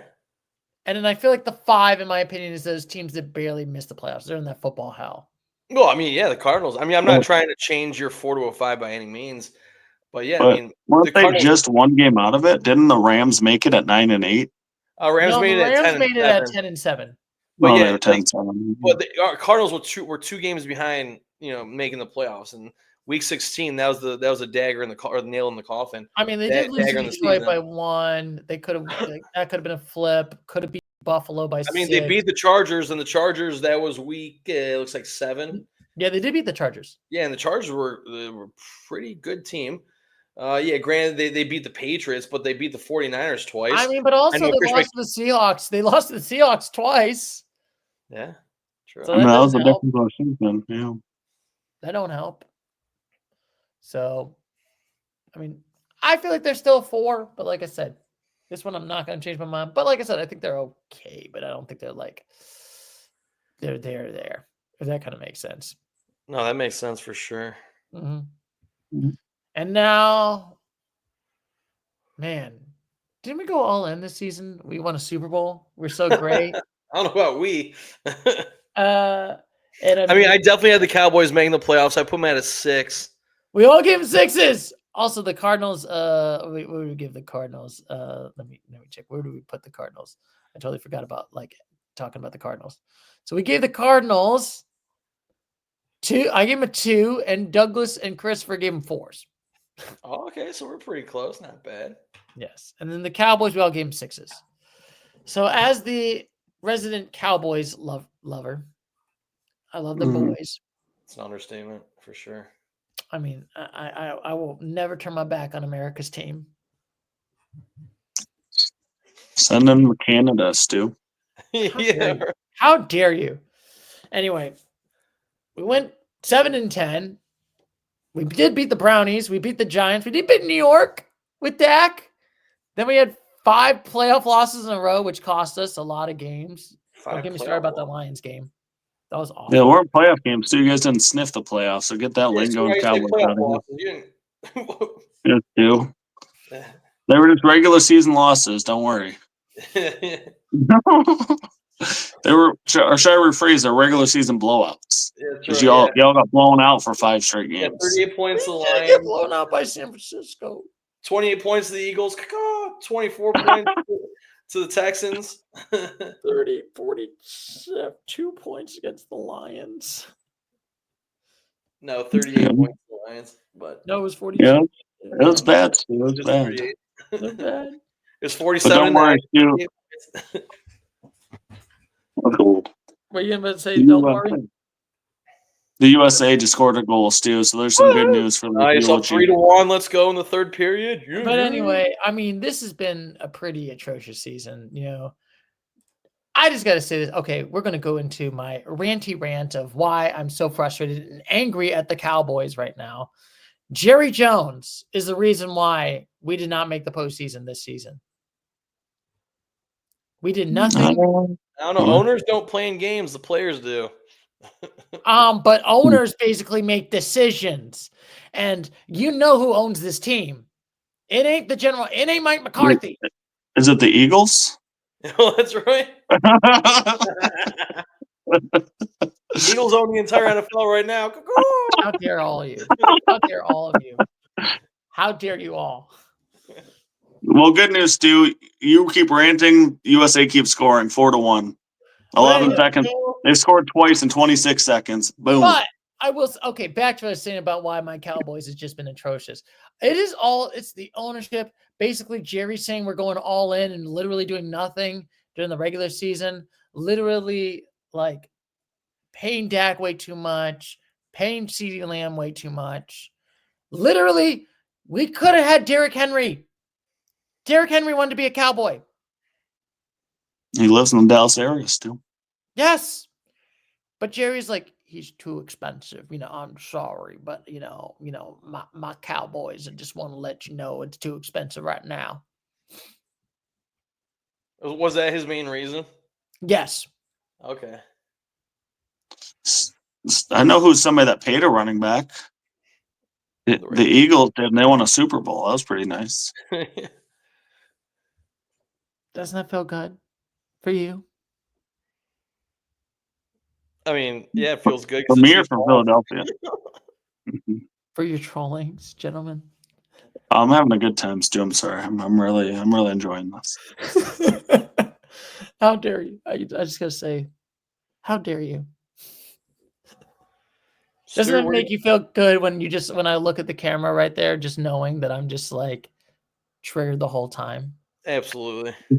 Dude, you went pretty hard on Cleveland earlier, so we got to give it back to you. Plus, I'm not over here saying, "Oh, the Cleveland Browns are going to go to the Super Bowl, raise You're here week in and week out for the most part. Oh, the Cowboys going to the Super Bowl. Hey. You're sitting there writing Cleveland clowns and Cowboys going to the Super Bowl in the same week that the Bills got blown out. Girls over here. Hey, I just gotta say one thing. We could go 2-15. We could have an atrocious year, gentlemen. But I could be like, you know what? I know it was a bad year, but don't worry, gentlemen. We're gonna get a generational quarterback that's like Troy Aikman that Is that what happened you're our saying about first the year, Cowboys and coming up? we're going to win the Super Bowl in the next 5 years. Is that what you're saying, that they're going to get rid of Dak Prescott and get a generational quarterback here, Stu? No, I will never down my team. All right, then why? I just want to say I'm always optimistic about Cowboys, except for this season. I mean, it's good to be optimistic, but it's also good to be a realist. Also, You know what I We're mean? not looking at fantasy land over Yeah, here. like I said, I'm not over here saying, oh, we're gonna get so many draft picks for Myles Garrett, and we're gonna have the greatest offensive explosion of all time, and we're gonna make it to the Super Bowl. No, I'm being like the Browns 3-14 next season. I know you're probably gonna say, oh, the Cowboys are gonna be 14-30 or 15-12, and be right No there with repeat champions in the NFC East. yeah, no repeat. no repeats of the Cowboys again, baby. No repeats. Anyway, also I should talk about. So Mike McCarthy got fired. I think honestly, okay, I'm not trying to be. I don't think it's conspiracy. I think honestly they want to keep Mike McCarthy. It was just a contract dispute, and then they let Mike McCarthy go. It was kind of. How do you feel about also the douche move? Basically, they wanted to interview the Bears wanted to interview Mike McCarthy, and Jerry's like, "No, you cannot take Mike McCarthy from us." See, that makes no sense because they ended up getting rid of McCarthy anyways. So I think honestly, I think they wanted to keep McCarthy, but they had a contract dispute, and that's why they got rid of him. And now. who's the head coach now for the Cowboys? The greatest head coach, someone that's father like son. David Schottenheimer is now the Cowboys head coach. Is it really? All right, cool. Hopefully he does. Stu, I think I know what the contract dispute was too. What? Mike McCarthy had to say yes to a couple of things. He couldn't say no to Jerry Jones, and that was the issue with the contract. USA just scored again. Go 5-1. But anyway, Jerry was triggered, Stu. He was triggered by it. Oh God, what do I give the Cowboys? They're 7-10. I think they're a 4. I'll give them the 4, but this is like a mediocre 4. Honestly, this is the lowest 4. I think the Cardinals are better than the Cowboys, and I hate to say that. Anyway, I'm gonna give them a 4 as well. I was contemplating giving them a 5 because the way they ended the season, they won 4 out of 7 games. So that's pretty good because they started the season 3-2, then they had a 5-game losing streak to go 3-7, and then 4 out of their last 7. I mean, there's nothing wrong with the Cowboys lineup. I mean, they have Dak Prescott, who is, a good quarterback. He puts yards on. He plays for the most part every single game. You have CeeDee Lamb, who's top 5, top 3, if not top 1 wide receiver in the league. Then you have, the running back core is a little shaky, but they're projected to get Ashton Genty, I think 12 overall. So they should have a good running back in him from Boise State. So I don't see there's anything wrong with the Cowboys. Maybe I have no idea. But a 4 because what they finished. Yeah, they finished 7-10, and I have a couple more teams that can give a 3, a couple more teams that can give a 4, and a lot more teams that are getting a 5 from me. all right, Douglas. Yeah, I mean, I'll round it out with a 2. I'll give them a 4 as well, Stu. It was a bad year, but I mean, the middle kind of overshadowed the nice start, the nice finish, like Chris said. So like, they were interesting. Like when they kind of hit at the end of the season, you're like, okay, maybe they can run it back and be better. But I will say, still, it scares me a little bit because I think, like you said, because they finished strong, there's this assumption that they'll be better next year. But there's no guarantee. I mean, the Eagles are going to be just as good. The Commanders are going to be pretty freaking good too. I mean, the Giants are going to be atrocious, so we don't talk. Yeah, the Giants will be atrocious, but it's going to be a tough division now, and there's no guarantees that Dak, he's been hurt a lot, and there's some concern. There's some concern indeed, and this is just like a disappointment. It's a disappointment, and we did not go all in. This was a half miss. A half miss. Why? I mean, I'll be confident in the Cowboys. Next preseason pick, I'll probably give them a 6. That's who the Cowboys are. But. Yes. And now we got one disappointment team versus another disappointment team, the San Francisco 49ers, who just kind of went. We were thinking that they were going to go to the Super Bowl. Oh, I mean, yeah, I have them at an 8. So We I had had them I had all them at going to 8. the NFC It Championship. is crazy to think if I told you, yeah, by the end of the season, yeah, this team is not. We're going to talk about them. The 18 teams that didn't make the postseason, I think you'd all think we're crazy. Well, was it McCaffrey? He started the season off like injured. Didn't Oh come, yeah, Christian McCaffrey was injured all the way, and he was out for week 5 or something like that, and then he got came injured. back, and then he did not play as well. And then he got injured like 2 games after he returned. So obviously, Christian McCaffrey, number 1 overall pick in a lot of fantasy leagues, that correlates him being one of the better players, if not the best player in the NFL. And when you don't have him on your team active, it's going to be a direct correlation to how your record pans out. Yes, I mean this has not been. I mean, we'll start with you, Christopher, but I will say this is not. I feel like this was their all in, and I feel like this has been a bust. And I don't know if San Francisco's going to be good again. I don't think they're going to make it to a Super Bowl anytime soon. Oh, I mean, Deebo Samuel, he requested a trade. Yeah. The Brock Purdy, I was listening to sports radio on the way to home to and from work, and they're talking about, how much money they're going to give Brock Purdy. It was like $50 or $60 million. They're saying they're going to give it to him. So yeah, George Kittle, he'll still be in the league. Their running back. I mean, the San Francisco quarterback seems like their running back coach always does an amazing job, regardless of who you have as a running back. So yeah, I just need some more. I know Brandon Ayuk just signed. So yeah, the 49ers should be a good team. They just played like poo this year because of CMC not being there and some other injuries here and there. But yeah, the way they played, give them a 3 for me.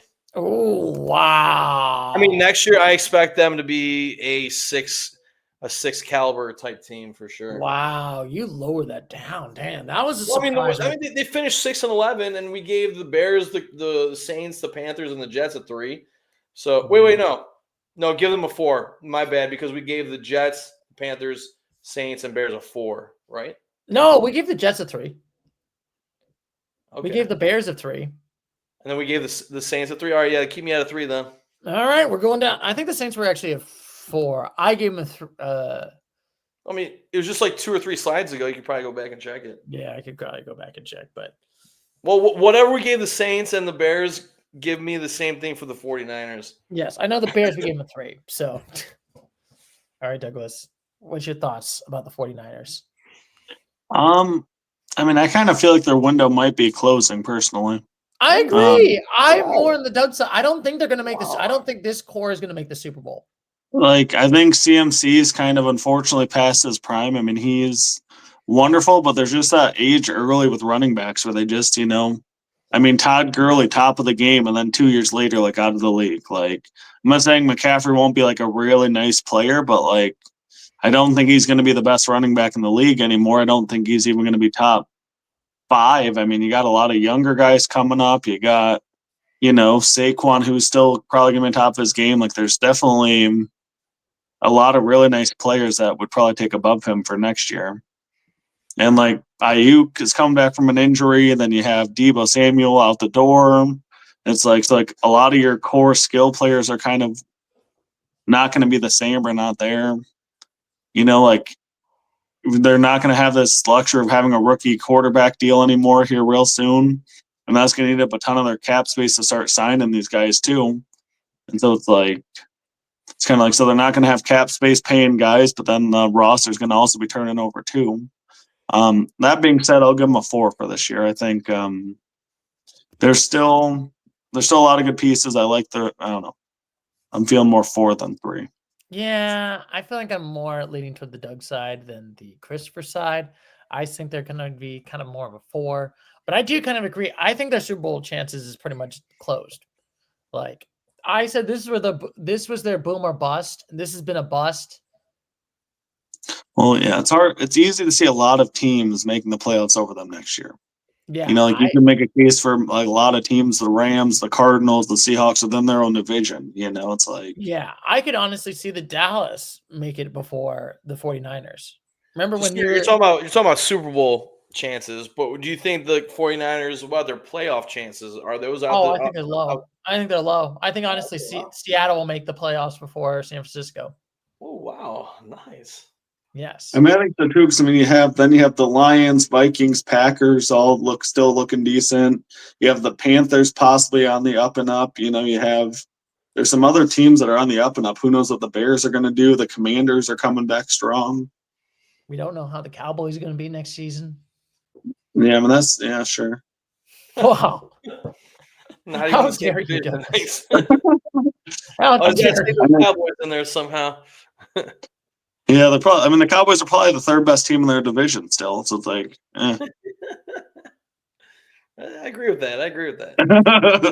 yeah. You got the two NFC championship teams in the division with you, Stu. I'm sorry to tell you that. How dare you? How dare all of you? I just got to say that. Two of the last four teams in the league, Stu, and the Super Bowl champ within your division. It's going to be a tough path for the Cowboys, too. Boo, all of you. Boo, all of you. But anyway, yeah, I just feel like the 49ers, I don't think they're going to go down to like atrocious level. I mean, they still have Brock Purdy, but I think all his weapons are going to go away. A lot of his weapons are going to go away. Mm-hmm. And I think my Super Bowl bust prediction, when I said the preseason, it's coming to fruition. You know what I mean? It's like one of those moments where it's like, will Brock Purdy ever make it to the Super Bowl ever again? Because is he going to be the same? Is he going to be Jimmy Garoppolo? Like in 5-10 years, he's going to get booted out of San Francisco to another team, and he's like a backup at this point. There's a chance, man. I mean, the 49ers are taking a big chance on giving him like elite level starter, but I mean, his QBR backs up being paid at that level. But I mean, it's also like, it's hard because he's not really a top 10 QB in my personal opinion. So it's kind of hard to justify. But, you know, I guess we'll see how it plays out for him. Yeah, we'll see how it plays out right there. And now we got the 49ers down, and we got the Seattle Seahawks, who, crazy enough, was 10-7 right there. Did pretty well. I think there's a lot of people that are still kind of like still frustrated. At one point, they had 3-game winning streaks. Then they had 3-game losing streaks. But then they had a winning record of 10-7, but did not make the postseason.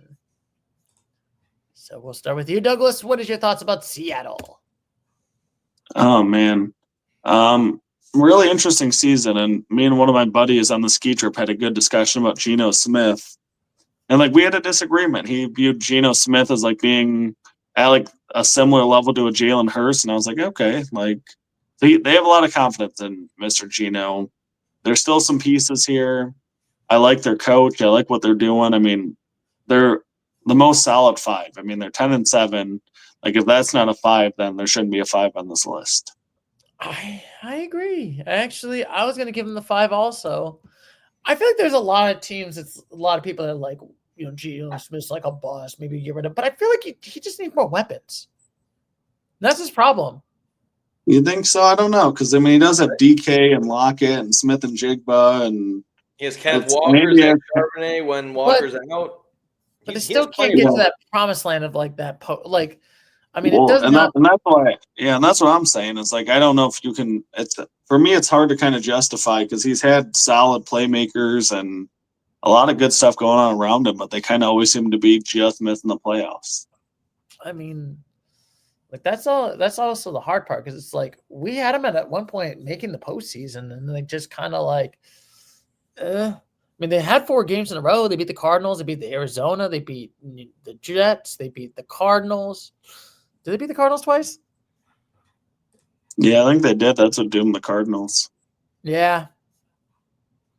Yeah, they did beat the Cardinals. And then, like I said, Green Bay and the Vikings. That cost them. Minnesota cost them the postseason. I mean, I just feel like, you know, I don't think you should get rid of Geno Smith. I think there's still potential and hope for Geno Smith. Mm-hmm. Yeah, I think so. I'm not saying by any means I think he's bad. I don't think he's the type of quarterback that's going to get a team over any sort of hump. No. So. I mean, because I remember a few late situation games where like game on the line and he's throwing a pick. Yeah. I mean, the LA game is probably a good example of that. The first time they Maybe. lost. Yeah, but that's the difference from the playoffs, you know? Yeah. I wonder what the tiebreaker was between the Rams and the Seahawks because they had the same division record. They were 1-1 against each other. So maybe it was the conference record. Yeah, it must have been. It was a conference record. Yeah, it must have been because I don't see any other. But yeah, give me a 5 for the Seahawks because if they miss the playoffs by the simple conference record, that's a team that's ready for the playoffs. So yeah, I mean, it is crazy that 10-17 didn't make the postseason. Isn't that crazy to think about that? Yeah, I mean, it is what it is, especially in the tough NFC conference this year. I mean, you had the the Vikings who were 14-3 who made a wild card. So yeah, just the way the NFC was, and going forward, I think that's how the NFC is going to be because they have NFC has a lot of good teams. Well, so does the AFC, but NFC, yeah, great teams moving forward. I think the NFL has achieved some of their parity. Hopefully, hopefully the Eagles, and hopefully we'll get a new champion next year. Like it feels like the Chiefs' little hold on things is over. The spirit of the NFL is back, Stu. And Philly did that for us. Yeah. Let Liberty ring. We'll send them to Canada. That's how I feel. Hopefully, the winner of Super Bowl 60 will be someone who hasn't won the Super Bowl in the last 10 years or something like that. The Cowboys. Maybe a team that's never won it, Stu. What about a team that's just never won it? The Lions, the Browns. I want the Cowboys. Maybe the team that averaged the most viewers across all NFL teams this year. I want America's team. Sir, maybe the America's team. Like Doug just said, the team who averaged the most viewers. That's who America wants right there. America's watching them. The Lions are America's team. Boo. You know what I say to that? Boo. Boo all of you. Sorry, Stu. All right. Who we got next on the drawing board here? The Indianapolis Colts. Another team that just man, what a bust. I know. Well, I'd like to thank them for winning me $5, Stu. That's what I'd like to do. Yeah, thanks. They went 8-9. Not a bad team, not a bad season for the Colts. But they're still back in this mid spot. But also, they did lose. The reason why they got eliminated. They lost to the Giants. They did lose to the Giants. Yeah. I'm sorry. You don't deserve the postseason. You lost to the Giants. Also, a lot of inconsistency with their quarterback. They kept going back between Anthony Richardson and Mr. Joe Flacco. Yeah, and I think there's also some character issues. When you go between quarterbacks like that, that means your franchise quarterback, Anthony Richardson, that means he's not performing well. So you gotta go with Joe Flacco. When Joe Flacco has a down game, I guess you gotta go back to Anthony Richardson. It's kind of like the Browns. There's a lot of inconsistency. But moving forward, and if they stick with Anthony Richardson, I assume Joe Flacco, they signed him for 1 year. I assume going forward, as long as they have a healthy Jonathan Taylor, because he had a great season. They have some good offensive weapons. They have Michael Pittman. I think they have another wide receiver who's pretty good.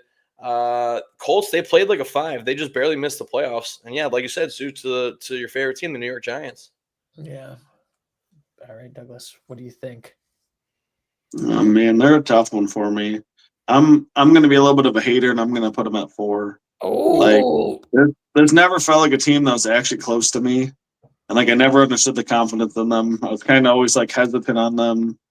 I just never really sensed any fear in this team. It was kind of just an average NFL team that was no real threat to make the postseason. Is how I felt about them.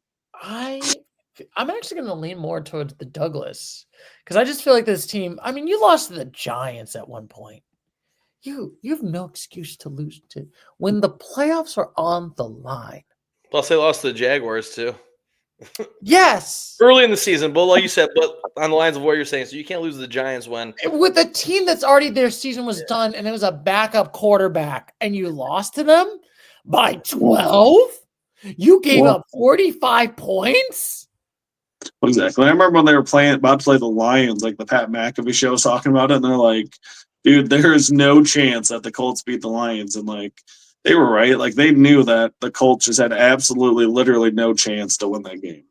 And they had called it all week, and it ended up being a blowout. This was not a team that was really feared by the better teams in the league, I would Like say. nobody was thinking, "Oh my!" When you were playing against, let's be honest, when you're playing against the Colts as a Lions fan, you're not like, "Oh boy, we got a tough opponent this week, gentlemen." Yeah, We it gotta play didn't against- really even feel like a trap game this year, Stu. Like, I think for the future, I might be wrong.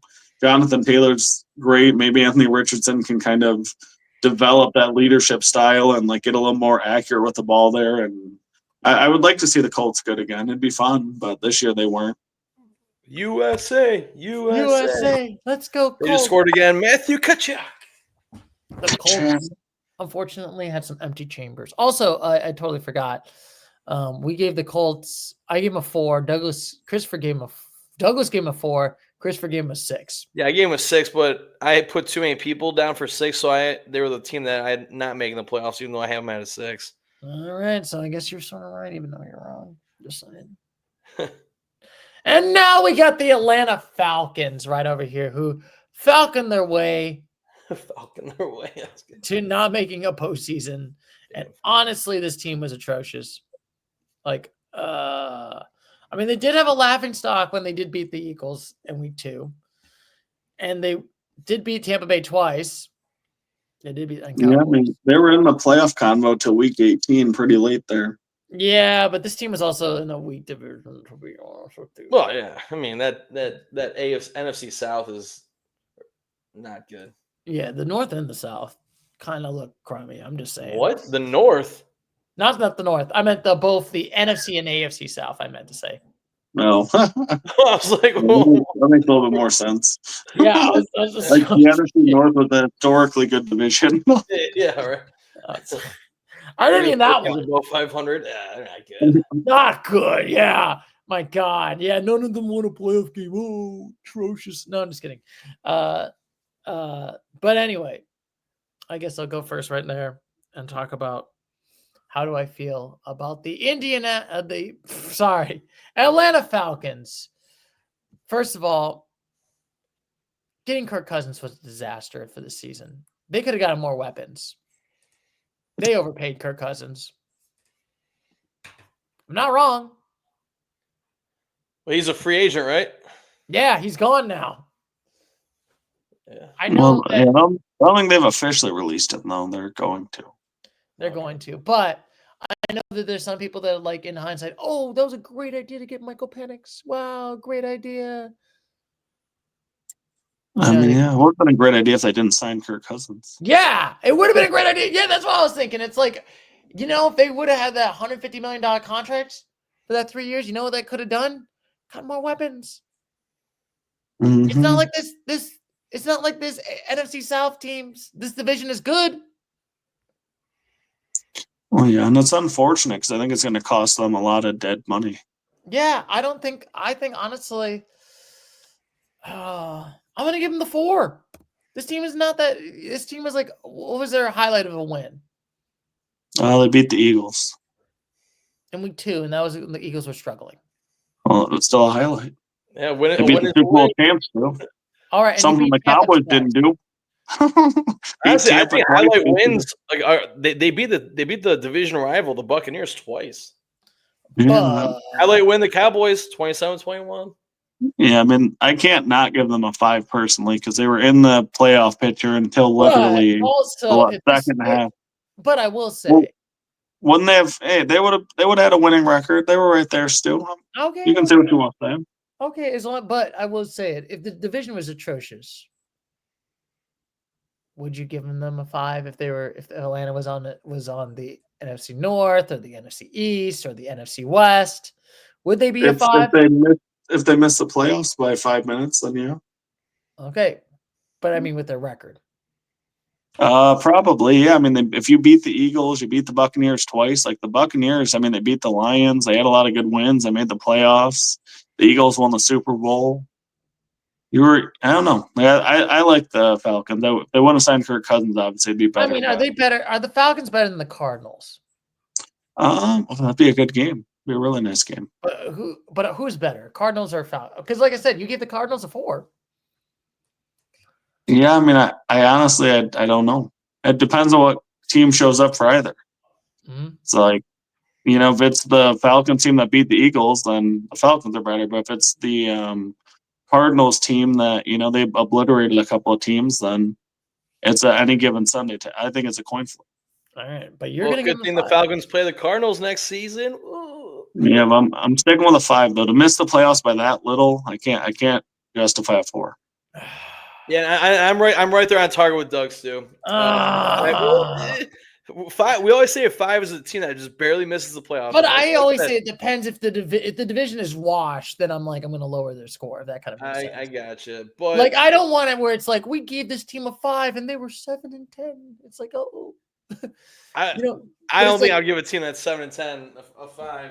I mean, but let's just say the team that made the postseason was like 8-9 or something like that. Oh, well, what was Atlanta? Was Atlanta 9-8 or 8-9? They were an 8-9. Yeah. Okay. Yeah, that's why I'm putting the Cardinals Yeah. Maybe those 5. I feel like at least I give them. Didn't I give the Cardinals a 5 as well? I don't think so. I think I gave them 4. I don't know. I was only either way. Something like that. Yeah, be curious. We met and blacked ourselves. I could not tell you what the score was. I know I gave the Jets 3. Can you look at the Cardinals? I'd be curious. I feel like I gave them a 5, but maybe I didn't. Yeah, I did. Oh, I gave them a 5. Oh, yeah, you did give them a 5. So it's even consistent. Dude, so your point extra doesn't make sense. Yeah, boom. I gave them a 4, and I was right. Yeah, so you gave both teams a 4. I gave both teams a 5. Yeah, and I'm giving them a 5. Both teams a 5 as well because they both barely missed the playoffs. All right, boo, boo, all of you, boo. I mean, it'll be more structured whether it's a 4 or 5 next year or something else because they're not going to be going between Kirk Cousins and Michael Penix. It'll just be more likely just Michael Penix. It might be just Michael Penix. So it might be a 3 next year. We'll see. Well, and it came out that Kirk Cousins was playing with injuries and stuff during that really bad stretch. So it's that's why they should have not got him because he's injury prone. I'm just saying. I knew this was a bad. He played really well with the Vikings, and that's why the Falcons wanted him so bad. But still, this was a bad deal. Bad deal. Yeah. Can we don't give me this, Chris. Not all deals can be good. Don't give me this. This was a great idea. This was a terrible idea. This is a bad Well, it's easy to judge it in hindsight. It's easy to say in hindsight. I judged it before hindsight, and I was right. I think we all did, Stu. Nobody's saying it was a great move. I guess I don't get your point here. What are you trying to say? I just thought Christopher was thinking that it was a good point. I don't think anybody's yes, they made a great QB decision this offseason. Yeah. I was explaining why they did it, not saying that it was a good decision. I was simply saying why they did it because Kirk Cousins had a great season or a great few seasons with the Vikings. Yeah, but he was kind of struggling. Let's be honest, they were not making the postseason the last year with Kirk Cousins. Oh, okay, for the Vikings. Oh, okay, I thought you were about to say with the Falcons. I'm like, the Falcons almost made the playoffs. I just say they were not. I mean, it's kind of felt like the same way how I felt with Aaron Rodgers in his last few years as the Green Bay Packers. They were not making the postseason. Mm-hmm. Yeah, yeah. We got to talk about the Miami Dolphins who missed the postseason. The final 3 teams that were so close, but yet got eliminated in the postseason. We're 8-9. This will be my only team that's 8-9 that I've given all the other 8-9s a 5, but this will be my only 8-9 team that I'm giving a 4. Oh, I mean they weren't. I mean, I guess they were close to making the playoffs. Wild card wise, because I remember it was the Colts, the Bengals, and then the Broncos. I could have swore there was another one in there, but it doesn't matter. Yeah, Colts, Dolphins, Broncos, Bengals, blah blah blah. So they were close, but yeah, I mean just the way they played. I'm giving them 4, 8, 9. Let's see real quick if I have any reason behind that. Yeah, Tua, he had a concussion during the middle of the season. But I think there's no excuse for that. They play really atrocious. And this is the crazy part. Besides the Rams, and I don't think the Rams are 500, they did not beat any team over 500. Oh wow, that's a great fact. Yeah. And I'm not, and I would you're right. consider Yeah, LA at that Jaguars, point. They were not. Patriots, They were Rams. not. They were not 500 at that point when they beat LA. Yeah, Jets. Yeah, the second time around. 49ers and Browns to finish out the season. Those teams were definitely not above 500. Yeah. So yeah, I think the biggest catalyst, Tyreek Hill. Ever since he left the Chiefs or wanted to leave the Chiefs, man, his career is. I mean, his career. He's still making great money. Don't get me wrong, but man, there's so many. I get fantasy football leagues next year that Tyreek Hill might not be in the top 5 wide receiver, draft pool for wide receivers. I mean, heck, Jonnu Smith, tight end, probably had a better season than Tyreek Hill. Yeah. And also, it doesn't help that, like, okay, granted, Tyreek Hill is having a hissy fit. He wants to leave. Yeah. Which, granted, I think in hindsight, he should have never left KC for more money because KC won a Super Bowl and made it to a Super Bowl. And let's be honest, Tyreek Hill has made a playoff game and lost and didn't make the postseason. Just saying. Yeah, that's why I'm comfortable with a 4 because, man, it's – yeah, I mean, if Tua is going to be done – I'm saying this hypothetically. There's no stories, no rumors, but – I mean, after several concussions, if he has another one this upcoming season, hopefully he doesn't, knock on wood. If he has one more, I think his career might be over. And then what they have, was it Tyler Huntley I saw? And then Skylar Thompson.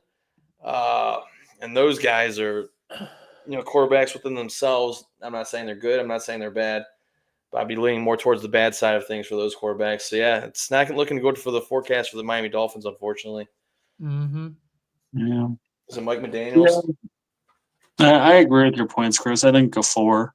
Like, they didn't beat anybody of note. Like, they kind of made a push late, but they were never a serious threat. No, I mean, you lost to Green Bay by like 13. You lost by 8 to Houston. You lost to Buffalo by 3, Arizona by 1, Indianapolis. It's like, Like, I think they're going to – I feel like I kind of agree with, like, urinating tree when I was watching his debriefing video. I think a lot of people are thinking, oh, it's just Tua got hurt and that's the reason we lost. But it's like, even when Tua came back, that's still not looking good. You know what I mean? Like, you should not think that this was a good season. You know what I mean? And that's why I'm going to give him the 4. Like, this doesn't feel good. I'm not sure what week Tua came back, but, man, out of the last 1, 2, 3, 4, I think 5, he was out 6, for 7 weeks, 7 or 8 weeks. 9. Out of their last 9 weeks, the Dolphins were 7-2. No, sorry, 6-3. So if Tua was back in those weeks, yeah, I mean that's a direct correlation. But I don't know if Tua could have beaten Buffalo. I don't think Tua could have beaten Seattle. If they would have made the playoffs, no, absolutely no way. No, I don't think. I mean, even if Tua was not hurt, I don't think they could have beaten Buffalo. I don't think Tua would have beaten back-to-back Buffalo. I don't think they could have beaten Seattle. Season. Yeah, I think they would have beat Seattle. Oh, no, yeah, Tua was back for that game. Yeah, he was 25-28, 231 yards, and 2 TDs. Oh, yeah, they played like awful. So he had a solid game, actually. No. It's Tua versus the Seahawks. I was talking about the Bills. Oh, no. Seahawks. Oh, yeah, that was atrocious. They lost 24-3. 3? Yeah. Oh, that was Skylar Thompson. Anyways. But now, I believe we got the final. Yes, the final team right over here. The Cincinnati Bengals. And like your name tree said it best, they are doing what Dan Marino did. Like, they're doing the Joe Burrow right now in Cincinnati and wasting his talent right now. Because Joe Burrow had an amazing regular season. And the defense and cheap ownership cost them, the Bengals, a postseason. I mean, this team is definitely a 5. It stinks because I know I got family members that are Bengals fans, diehard Bengals fans. They love Joe Burrow. But this stings. You know what I mean? He had a great season. Joe Burrow had 34 touchdowns, almost 5,000 yards passing. Yeah. But it's like, man, I mean, even that Steelers loss where they just gave up 44 points. I mean, the losses, you gave up 35 to Baltimore, 34 to LA 44 to the Pittsburgh. You gave up 37 to the Eagles, 41 to the Baltimore, 38 to the Commanders, 26 against the Kansas City, and you lost your first game against the New England Patriots by 16 to 10. Mm-hmm. I mean, I honestly feel like this is what happens when you have bad ownership. They're going to waste Joe Burrow. This is Dan Marino. I agree with your name tree. I don't think Joe Burrow is going to win a Super Bowl with the Bengals. Wow. If they're not going to do anything. I mean, they're projected to get an edge rusher at 17th overall. You need defense, man. That is a defense, and edge rusher is a defensive player. But still you need more defense. They're going to ruin him. I feel like they're wasting Joe Burrow's talent. I mean, they have one of the best defenders right now in Trey Hendrickson. Yeah, I mean, I will say this, Douglas. If you had Joe Burrow and you're a Bengals fan, you'd be so furious at ownership right now.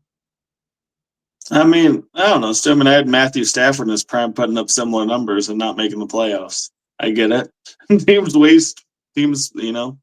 it happens. It sucks to watch. I mean, it sucked to watch Stafford be so good and have Calvin Johnson and not do anything with it. I mean, it sucks to have Joe Burrow and Jamar Chase and T. Higgins not do anything with it. I can relate. My cousin, who I'm really close to, he's a huge Bengals fan. He always comes up here for the Browns games. I always go down there for the Bengals games when they play each other. He's not like getting beat up about the situation. It's not like he's crying about it. I think the Bengals will be a better team next year than they were this year, and I think they will make the playoffs. You just got to get a better defense, honestly, and I feel like and better ownership. For that reason, give me a 5 for the Bengals since they just barely missed the playoffs by so close at the very end there. Thanks a lot, the Kansas City Chiefs and the Denver Broncos. No, honestly, what? Blame it on New England in Week 1. They lost to New England. I'll double blame it on the Chiefs, Stu, because if they didn't get that BS 4th and 16 pass interference call against Cincinnati, since he would have made it, and if they would have just beat Denver, then into it, so they double screwed them. No, if they would have just beat New England at Week 1, if they just would have not had that penalty called, Stu, they would have made the playoffs too. I think if they would have, New England cost them that first win, Week 1. Well, here's the thing, the Bengals lost Week 1, but they turned their season around. Yeah, they lost by 1 point to the Chiefs in Week 2, but the Bengals still were very well in the playoff race and the playoff hunt. Yeah, I mean, I still give them the 5. I'm not going to just say it, but I think there are still some faults on why they lost. Yeah, you could blame any sort of reason, which is literally giving up 44 points against the Pittsburgh Steelers. That's a pretty atrocious. That's your fault. That's the defense's fault. Yeah, I feel like we're agreeing with you, Stu. Okay. I just want to make sure. Besides the Patriots game, all their losses, they've given up 25 or more points. That's not. It was 100% the defense. I mean, Jamar Chase is probably the best receiver in the NFL. I don't get why it's ownership, because I felt like they had a decent roster. But they're teaming out on the defense, though. They should get some more weapons. I mean, they thought they're drafting this dude from Texas A&M, the edge rusher, Shamar Stewart. He's projected to go to the Bengals. Maybe just like the Cowboys, they thought they went all in. Maybe they thought that they didn't. I don't know, but they didn't. Really? How dare you? Yeah, offensively, the Bengals are set. Joe Burrow, Chase Brown, Zach Moss. He got injured. Chase Brown filled in real well, and we know who their wide receiver is: Jamar Chase, T. Higgins. He's been having whether he's going to be with the Bengals short term or long term or no term at all, and then. The rookie, Suvis, man, he had a good year, but I think their offensive set is set. But like we all agree, their defense needs some major improvement. Yes, they definitely do need some major improvements. And look at this, gentleman. We got it done! Yeah! 18 teams. We talked about their mediocreness. And now, next week, we'll talk about the 14 teams that made the postseason. Well, we'll probably always give them the final scores. You know who we're not going to talk about next week? The Dallas Cowboys. Let's go. There we go. Only one of our favorite teams out of us 3 made the playoffs. Good job, Doug. Oh man, what a year. Well, that sounds great, Stu. I'm tired. Yeah, right. Do a good sign off for us, Stu. And as always, gentlemen, I will catch you later, Mr. Gators. So as always, take care. Bye-bye.